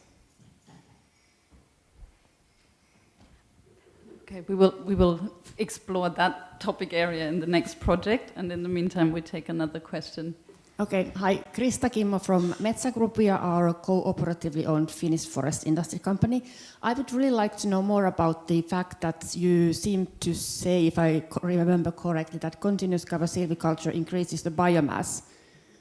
Yeah, and I would like to know a bit more about that, because in Finland we need to grow forests less dense in continuous cover silviculture for them to regenerate naturally. So I would like to know a bit more how you come into that conclusion. So to just repeat your question, is about the biomass? Yes, how does continuous cover silviculture end up with more biomass? Is it in the soil or in the trees? Because in Finland at least it would mean less biomass in the trees per hectare for the trees to be able to regenerate naturally. Yeah, a very good point that you raised. So at least what we see, let's maybe look at the map. The increase, at least in Finland, in terms of the biomass, it's not major. There is not major effect or the change that we observed in there. Of course, there will be some accumulation, because if you are either reducing your thinning intensity, you allow trees to grow a bit larger, so you can result in more above ground biomass. But when we actually look at the effects on a it's positive, but giving, let's say, exact, the magnitude of the change, it's very difficult, just to be very honest. So I cannot directly tell you if we have a more biomass at the moment in the soil or in a above ground biomass, if we are talking about the specific context of your question. Certainly there is increase in both, but yeah, I will leave it like this. Okay, thank you, Sarah. I'm afraid we have run out of time for this segment, so unless there's something extremely pressing, we will move on to the next part, and if questions remain from this segment, then we can still come back to them later on. So let me introduce the next speaker, also from the HoliSoils project, Sebastian Löster, who will be speaking about the synergies and trade-offs of climate-smart forestry management practices in Europe. Sebastian is an associate professor at the Free University of Amsterdam, and his work focuses on the biogeochemical and biophysical impacts of forest management, and he contributes to improving forest management and forest disturbance earth system models. And with that, I will hand over to you. The floor is yours. Thank you. Thank you, Anna. So yeah, I will try to entertain you about the trade-offs and synergies between forest management objectives in Europe. As for many of the other presentations, I have to acknowledge many of the co-workers. This presentation makes use of a large model, and then we're talking about 120,000 lines of code. So clearly, it's not one person who writes this. This is an effort of 30 years with many people who have contributed recently to this effort. Good. We're in the middle of climate change. You all know this is very loud. So we're in the middle of climate change, which also means that we've seen what happened in the past, but there's also a future. And this future, we have a problem. We don't know what it will be. Whether it will be 1 degree, whether we can stabilize the climate, or whether we go for the 8 degrees and some kind of 8 watts per square meters or a 4-degree warming. The fact that we don't know what's the future will bring is not because we lack the physical knowledge about the climate system. This is because we don't understand society. We don't know what politics will bring. We don't know what the economy will bring. And we don't know how we will respond to changes in politics and the economy. So this means that as a forest owner, if we plant a tree now, it's possible that this tree will see hardly any change compared to now. If we go for the blue line and this is the RCP 2.6, or it can face an almost 3-4 degrees warming if we go for the RCP 8.5, so the most extreme case. In terms of forests, to give you an idea, this is 3-4 degrees. It's the difference between Brussels and Rome. Basically, so it's the difference between the beech forests around Brussels or some Mediterranean vegetation around Rome. So as a forest owner, I think as a small private forest owner, you can make a gamble. You can say, okay, I will change my management to account or to address the change that I expect that will be there, the scenario 8.5, and I'll take the gamble. Maybe I lose, maybe I win. I don't think this is a strategy we should promote among policymakers and among the larger owners of often like the state-owned forest. We probably have to take decisions that are robust in terms of what the climate will bring. So this means that we propose a solution that irrespective of the climate, whether we go for one, like a SSP1 scenario 2.6 or SSP 5 scenario 8.5, that we will achieve our objective. And so this is what I will do in this presentation. I will propose spatially explicit forest management portfolios, which you see an example on the right. It's a map. Each color represents a different alternative to forest management. The borders to the east are not a political statement, but it's a problem with the script. So sorry for that. We need to adjust them a bit. And then what we do is we produce this spatially explicit forest management portfolios for 4 objectives. Maximize soil carbon, maximize the soil function, maximize wood production, and then try to maximize climate change mitigation.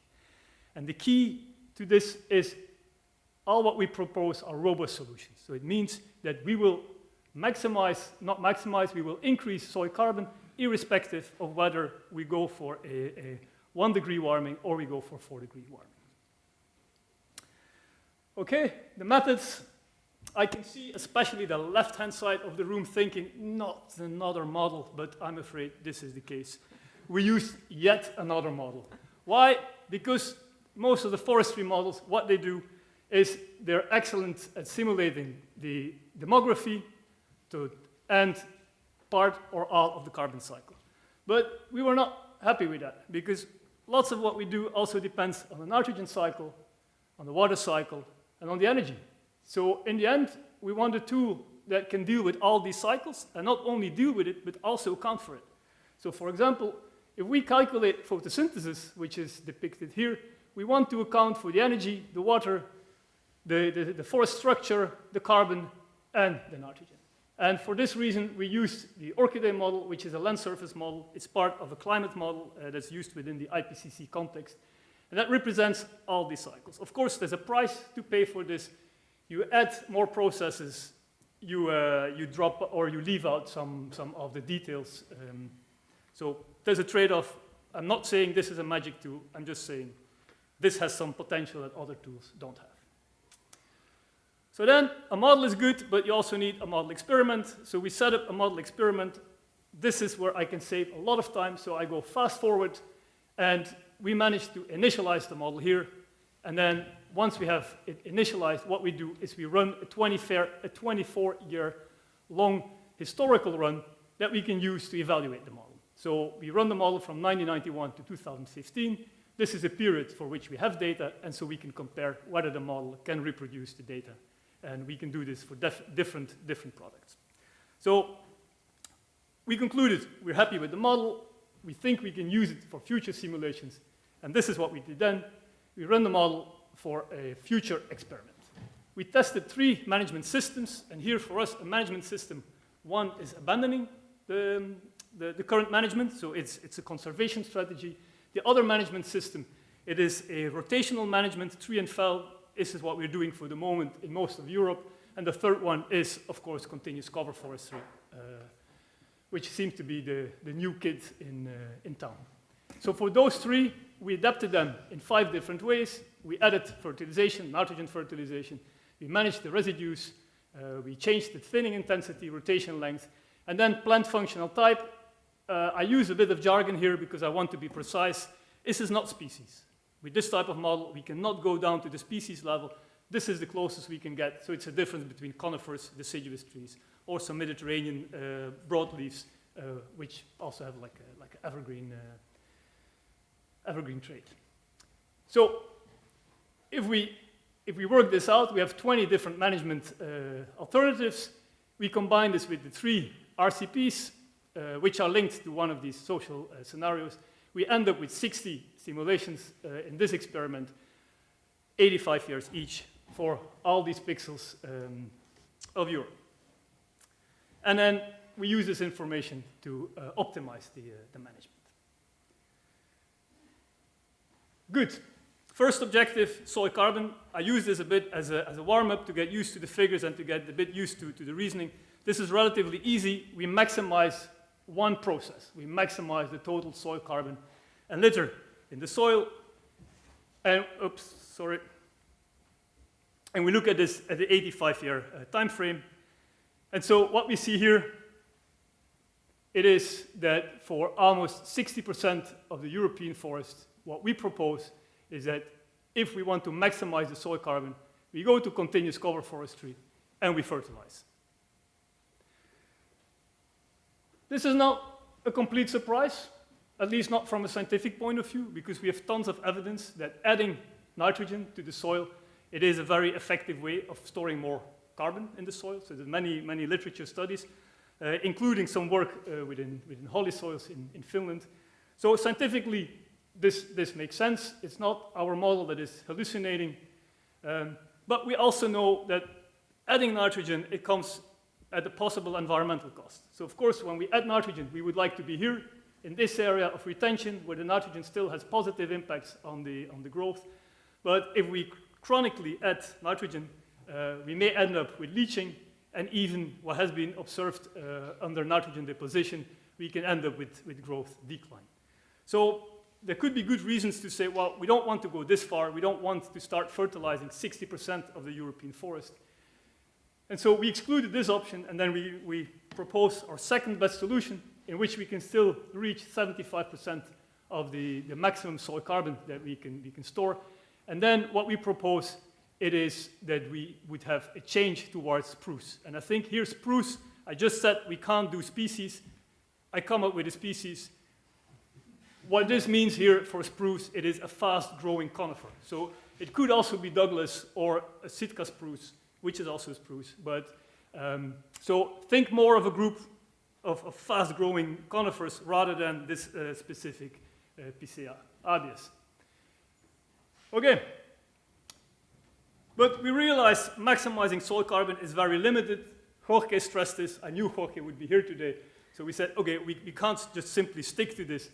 Soil is more than this. And so we added to minimize the peak water stress, because in the end, we want that the plants can grow, and also minimize peak runoff, which is for us the closest we can get to erosion control.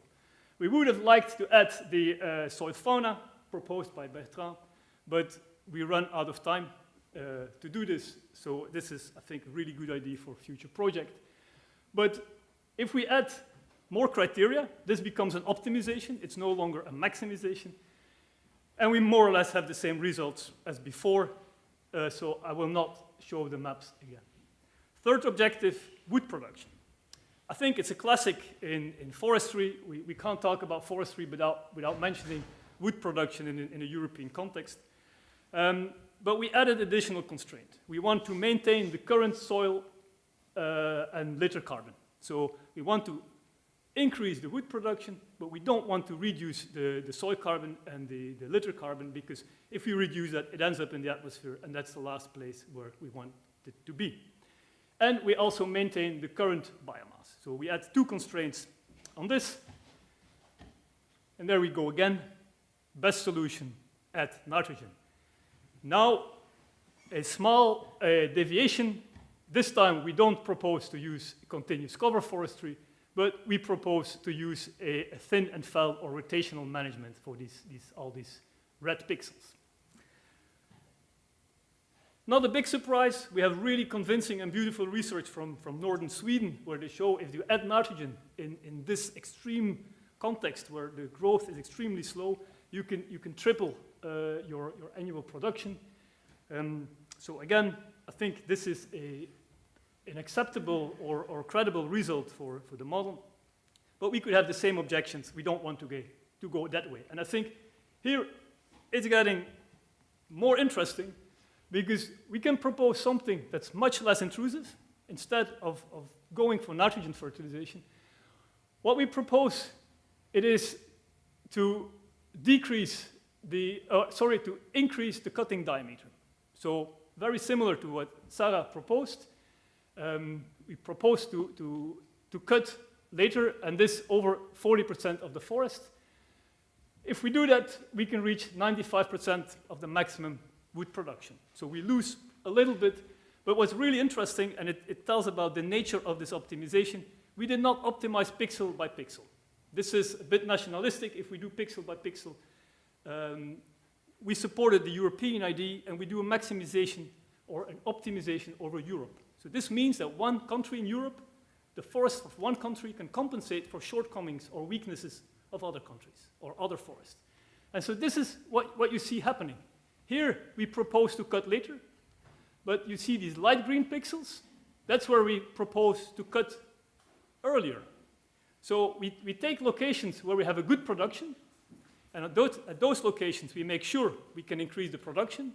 At other locations, we make sure that we protect the soil carbon and we protect the standing biomass. And this is then, I think, the biggest surprise. This dark blue, it is abandonment. So it is conservation strategy. And we see that choosing a conservation strategy can help us to maximize the wood production. And this is because we optimize at the European scale, and because we had this constraint that we want to preserve the carbon. Then climate mitigation. And here I would like to stress, if we talk about climate mitigation, it's often limited to the carbon sink. Most people think carbon sink, climate mitigation, carbon sink, that they're just synonyms. They're not. And because we have this strategy of fertilizing, we need to account for the emissions we get from the N2O from the fertilization. But also climate, it's more than just this biogeochemistry. It's also part of the biophysics. And so if we want to cool the surface, we need to maximize the evapotranspiration. This is an interesting one, because if we would have written here climate adaptation, we would have written minimize here. So depending on whether you want to mitigate the climate and just cool the atmosphere, or whether you want to adapt your forest, you would have the opposite target here. We would like to minimize the soil temperature and maximize the albedo. So these are 5 criteria. And if we do this, we can only reach 60% of the maximum. So this means that now we entered really the optimizations. There are trade-offs between these 5 objectives, and we cannot realize all 5 at the same time. So there is a serious cost to pay here.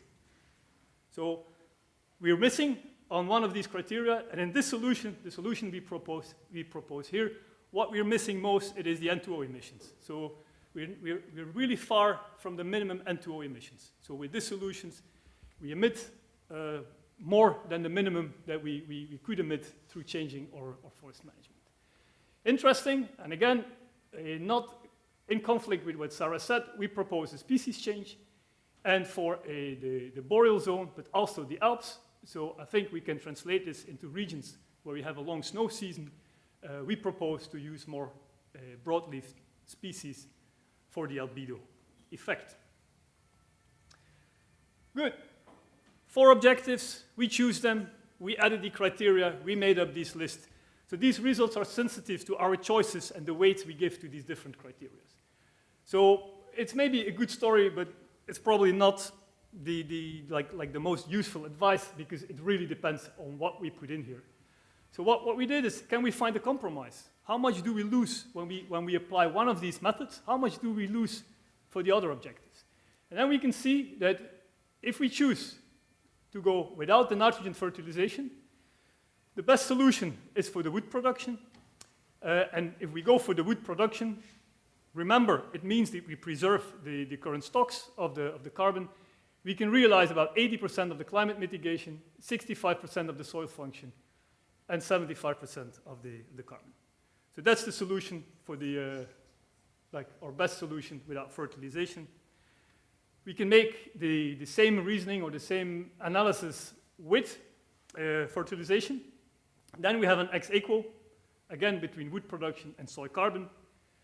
These maps look very different, but in the end, I don't think they're super different, because they heavily rely on the fertilization. And in one case, we propose to fertilize with rotational management. In the other case, we propose to fertilize under a continuous cover forestry management. Well, we like to go one step further, even, and understand what's going on. For example, if you look at this climate mitigation, there are conflicts. And what are the conflicts? And so we further analyze how much synergies we have. So these are objectives we can achieve at the same time, and how many trade-offs we have. And so, for example, if we want to maximize the harvest, we find 2 synergies and 3 trade-offs. If we just look at this from a general point of view, we can see that over the 90 interactions we studied, we found 23 synergies, 37 trade-offs, and the rest we could not classify in one of these extremes, so it's somewhere in the middle. So we have more trade-offs than synergies. And this is a challenge. This is a problem. If we just combine 2 random objectives, if we want to combine biomass and soil water, for example, there is a good chance that we end up somewhere with a trade-off. So going back to the soil, we could look at the soil carbon. I want to open this discussion, and I think also for the future, the water stress, which starts in the soil, is very important. If we want to preserve our forest, if we think of the resilience of our future forest, we have to make sure that we reduce the water stress. And so here again, we see we have only 2 synergies, and the 2 synergies we have with water stress is the runoff and the drainage. So not a surprise, they are entirely within the water cycle. The trade-offs we have And one, the biggest trade-off we have, because this is the water stress, the biggest trade-off we have is with the wood harvest. So we can't have both. If we want to manage our forest in a direction where we reduce the water stress in the future, we will also have to reduce the harvest. So, but then we got to the question, what can we expect from forest management? And this is the last analysis, it's the last slide, and then we can all have lunch. No, it's not the last slide, there's the conclusions. But the last one you need to hopefully listen and try to process it. What can we really achieve with forest management? And so, for all these different processes or characteristics of the forest, we can check through our simulations.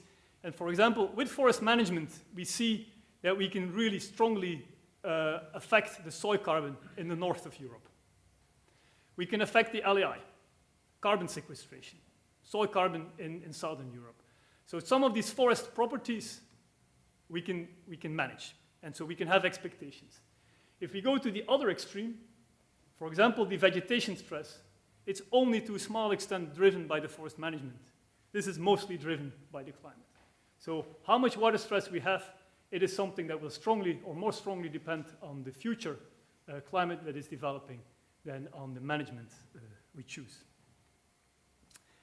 And then I come to the conclusions, long list, but we think that based on these simulations, we can say that if we want to maintain the current soil carbon and the biomass pools, that Europe forests are close to optimally managed. There's not a huge amount of additional harvest we can get under this condition. On the other hand, we can realize nice gains in the soil carbon, soil function, and the climate impact of forests by optimizing the management. As we saw from some of the pictures, I did not stress, but especially the one with the climate, we can see some differences between the regions. But I think it's similar to what Sarah said. It is that the largest gains we can find, it is with management strategies or approaches that are currently not used a lot. We don't have a lot of experience with them, and they're very intrusive. So we're talking about fertilization, something it was a no-go in forestry for the last 80 years. We have continuous cover forestry that after 20 years of discussion in Finland, it already covers 2-3% of the area. So this is not, even if it works, it won't be applied very quickly. We have species changes. Same story here, we're talking about species changes since the 90s, and not a lot has been realized. A warning. Although this model, I started with showing that we have these 5 cycles, we probably missed 20 other cycles. Yeah? And that is what gives us, I think we should be careful how we interpret this, because I propose, or this model proposes fertilization as a good strategy. This is probably correct, as I backed up with other literature from a production point of view, but it doesn't tell us the cost or the gain for biodiversity. It doesn't tell us what this fertilization would mean for water quality and other processes that were not accounted for. I think for water quality, there is a nice ironic story. Again, if we go back to the Scandinavian countries around the Baltic Sea, continuous cover forestry is there promoted as a way to reduce the nitrogen leaching, nitrogen and phosphorus leaching, to basically protect the Baltic Sea. And here, without any shame, I just propose to combine continuous cover forestry and fertilization. So this is clearly in conflict with some other policies and ideas. And then I think it's important to moderate our expectations. This is not just a warning. We can back it up with results that the first reason to moderate our expectations is that we have 50% more trade-offs and synergies. So the chance that we run into conflict when we combine many objectives, it is very realistic. And the other one is that some of the things we would like to manage through forestry simply can hardly be managed because they're driven by the climate and dominated by the climate. And with this, I hope I was not too much overtime. You were, but that's all right, because it was very interesting. So then let's move into questions really, really quickly. We have about 2 minutes according to our schedule. I was going to say I will allow to go a little bit over. I will then take the blame for delaying lunch, you don't have to take that blame. No, but lunch is not ready yet anyway. They told me, so we have another 10 minutes. Yeah. Hi, good morning, everyone. I'm Mila Meshkin, European State Forest Association.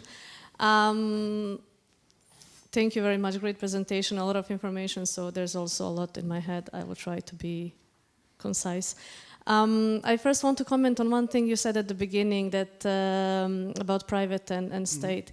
I tend to disagree for two reasons, because first of all, that private ownership is 60% of forests, so cumulative effect of gambling is much higher if they just gamble. So I would say that, like, for that reason also the impacts on forest owners is higher if we not advise them to gamble, but if we say they can gamble. And I think even colleagues from private owners would agree with this. What I just said about about the ownership, and then also the activities you suggest as the win-win. I would say if we would check where are they applied, it's probably in state forest already a lot of continuous cover forestry zones. So I think the impact of changing is also the ownership of those where you would suggest where to change the ownership of state forest is much smaller. Of course, on landscape level, yes. So maybe it's a bit different target audience on how to put that into practice with small scale forest owners. But my question is actually, how would you put this into practice? Like considering that, I don't know, was your modeling based on higher on like landscape level, and that's why you say the big scale owners should be the ones to do it. And since you did this EU kind of scale of how do you say, aggregation, how would you put this into practice? Because I don't know, I saw like Spain, it's a bit like those who are already very productive should in a way even continue. Those who are not should extend further rotation years. So I don't know, like, how would you put that into practice if Spain, let's say, Spanish managers, their strategy is actually to decrease rotation age because they are not productive? Thank you. Well, I think first about the state and the private, for me, it was more like an ethical statement. I did not say that the private should not care and that they should gamble. It just, I think it's much more difficult. As a private owner, if they want to gamble, they can gamble. I don't think there's a lot we can do about this. Whereas I think as policymakers or with the state-owned forest, there's probably this responsibility that we should not gamble. So I think that was a bit the introduction. So next time I will talk for 30 minutes and make the introduction a bit longer. Then the last question about I think it's like at the European scale. In the end, with this type of simulations, we don't try we don't think how they should be implemented. It's more like Bertrand said, we can use these models to generate ideas, and this is what we're trying to do here. Is that there has been a lot of discussion about land sharing and land sparing in agriculture, and what the model suggests here is to go basically a bit towards this land sparing, where we can see that if we make good use of knowing that we have regions in Europe that are more productive, maybe we should adjust the forestry in those regions towards some functions, and other regions where they're less productive, we can move towards other functions. And this is a way of thinking, and for the moment, we always think at the stand level, the forest management unit, the region, the country, but we rarely think about these larger responsibilities. And there's another note here, is that it makes a lot of sense to think at the European level for properties that affect the atmosphere, for example, for the albedo, for the emissions. Because this is something, it doesn't matter whether the CO2 is emitted in Spain or in Finland. For the atmosphere, it will be the same. But if we think, for example, again, about the soil moisture, this is something we should probably not try to optimize at Europe. It doesn't make sense that the peatlands in Scandinavia are super wet, and at the same time Spain is super dry, but that the average is good. So if we think about some other properties that really affect tree growth, we should probably still optimize at this very regional level. But so for me, it was more to bring in these ideas about what do we think or how do we feel as a European community, what our responsibilities are. Which responsibilities do we want to share and which are we think is just completely private, but then I don't mean ownership, but yeah. Does that answer the question? Yes. Maybe you continue. We have one here in the front row, and then we will go to the back again. Thank you so much. Apologies. I have many questions, definitely for more than 2 minutes, but I'll try to be very quick. Thanks a lot, Sebastian, for the great presentation. I was very inspired. A lot of information, though. But I wanted to make... These were only... I had 62 slides. So. Okay, good. I wanted to make maybe 2 reactions or 2 questions.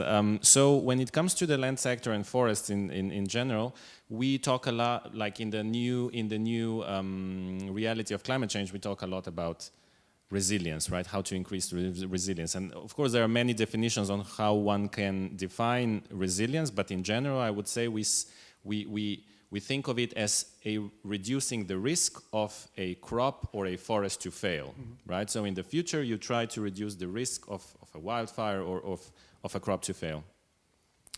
Now, I know that you've gone into much more detail with the 5 objectives but the resilience is probably a combination of those, I would say. But is it to simplify quite substantially, is it safe to say that in scenarios where you optimize wood production or you increase wood production, is it safe to say that because you've taken into account also all the climate scenarios, that it's a way of increasing the resilience in the future?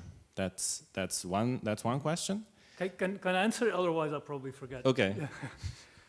What you touch on a very painful issue here.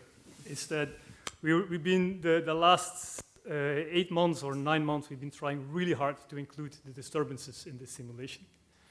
We run the simulations with fire, we analyze them, and we found something that we don't trust enough to present here.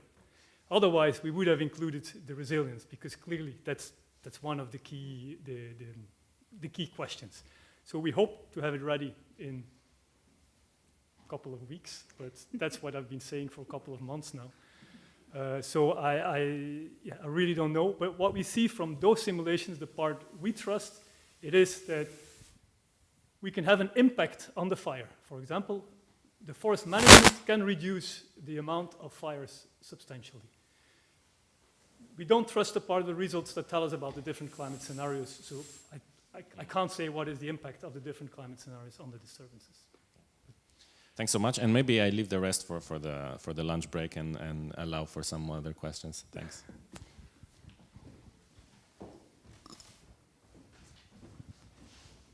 Yes, thanks for the interesting presentation. Elina Varsta from UPM. So just a comment about practitioners' point of view about the species mix. So even though, okay, maybe in large scale and in statistics we don't see much change yet, but in practice, if I give a few examples, in Finland, for example, I mean, we are one of the largest forest owners in Finland, so we have a target to double the share of broadleaf species.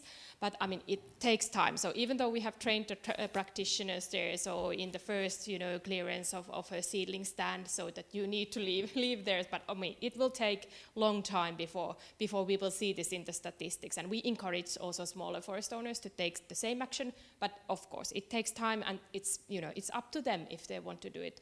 And but if we look at, for example, in Germany, what has happened there after the bark beetle attacks and kind of because of forced into this situation. So some of the state forest actors, they are doing this, that they change the tree species. Okay, they think what is the kind of the best option now in the current changed climate, and what are the options there. So, but they have to do it in active management. So to protect from deer and so on. So you need resources, you need understanding. So state forests, for example, are able to do that in Germany, but maybe not the smaller ones. So I think also that we have this understanding now, so the kind of the bigger players need to encourage also the smaller ones and find kind of the like the options there, that what is manageable for the smaller landowners. Mm-hmm.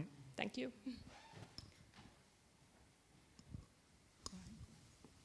Any other last comments or questions? Otherwise, we will wrap up here. From you or any of our other project colleagues or from the audience? No. Okay. So then, in that case, thank you very much. And yes, and then you're welcome to stay here if you like, or take your seats there. I'm now asking Aleksi Lehtonen to also come and join us here on the stage for the final words. I will come over to you.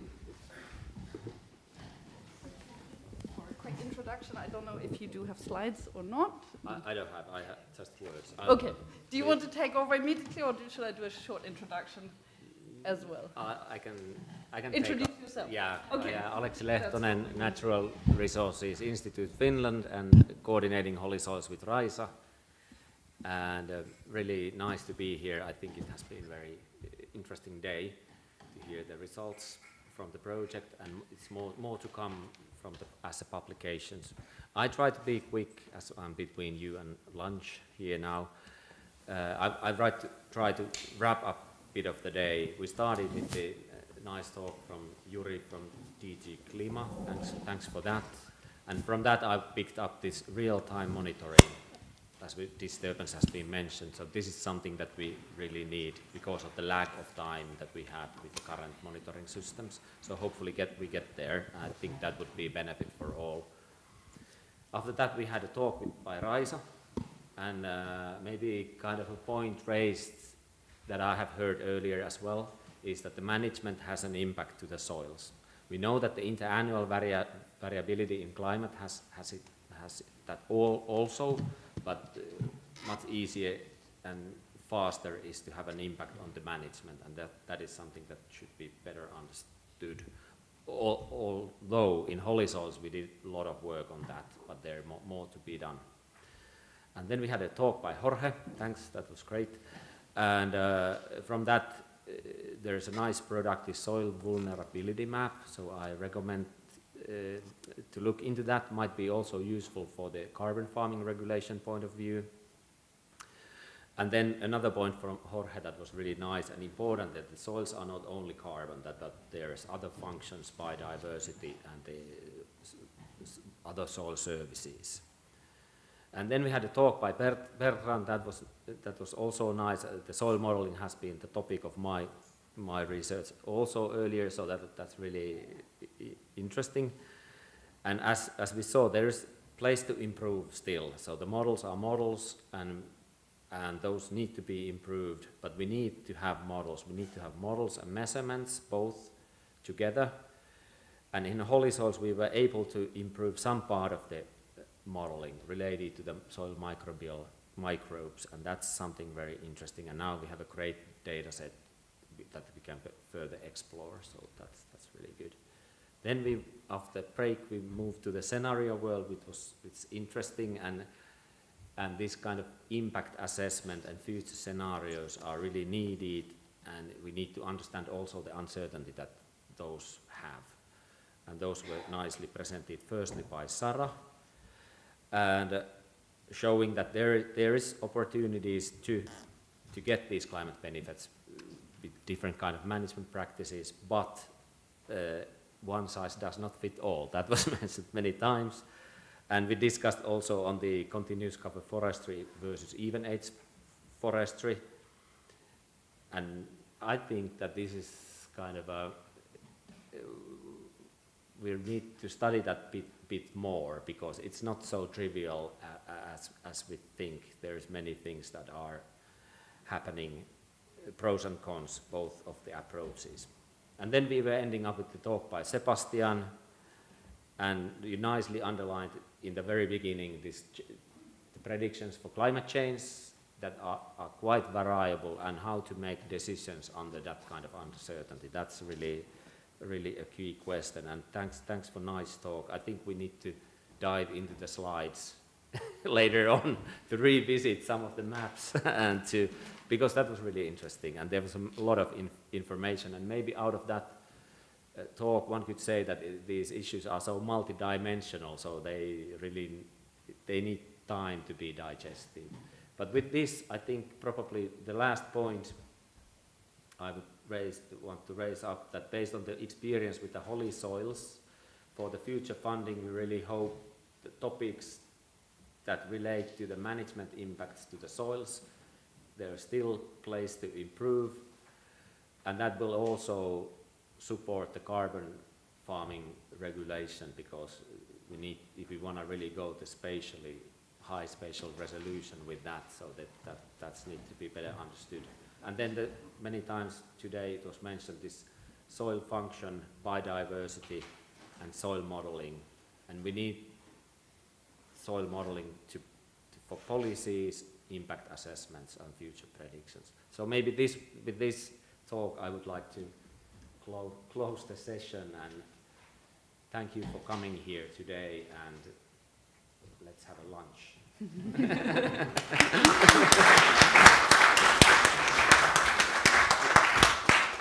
Yes, indeed, and also to the online audience. Thank you for attending, and thank you everyone for your commitment to this topic, and guten Appetit.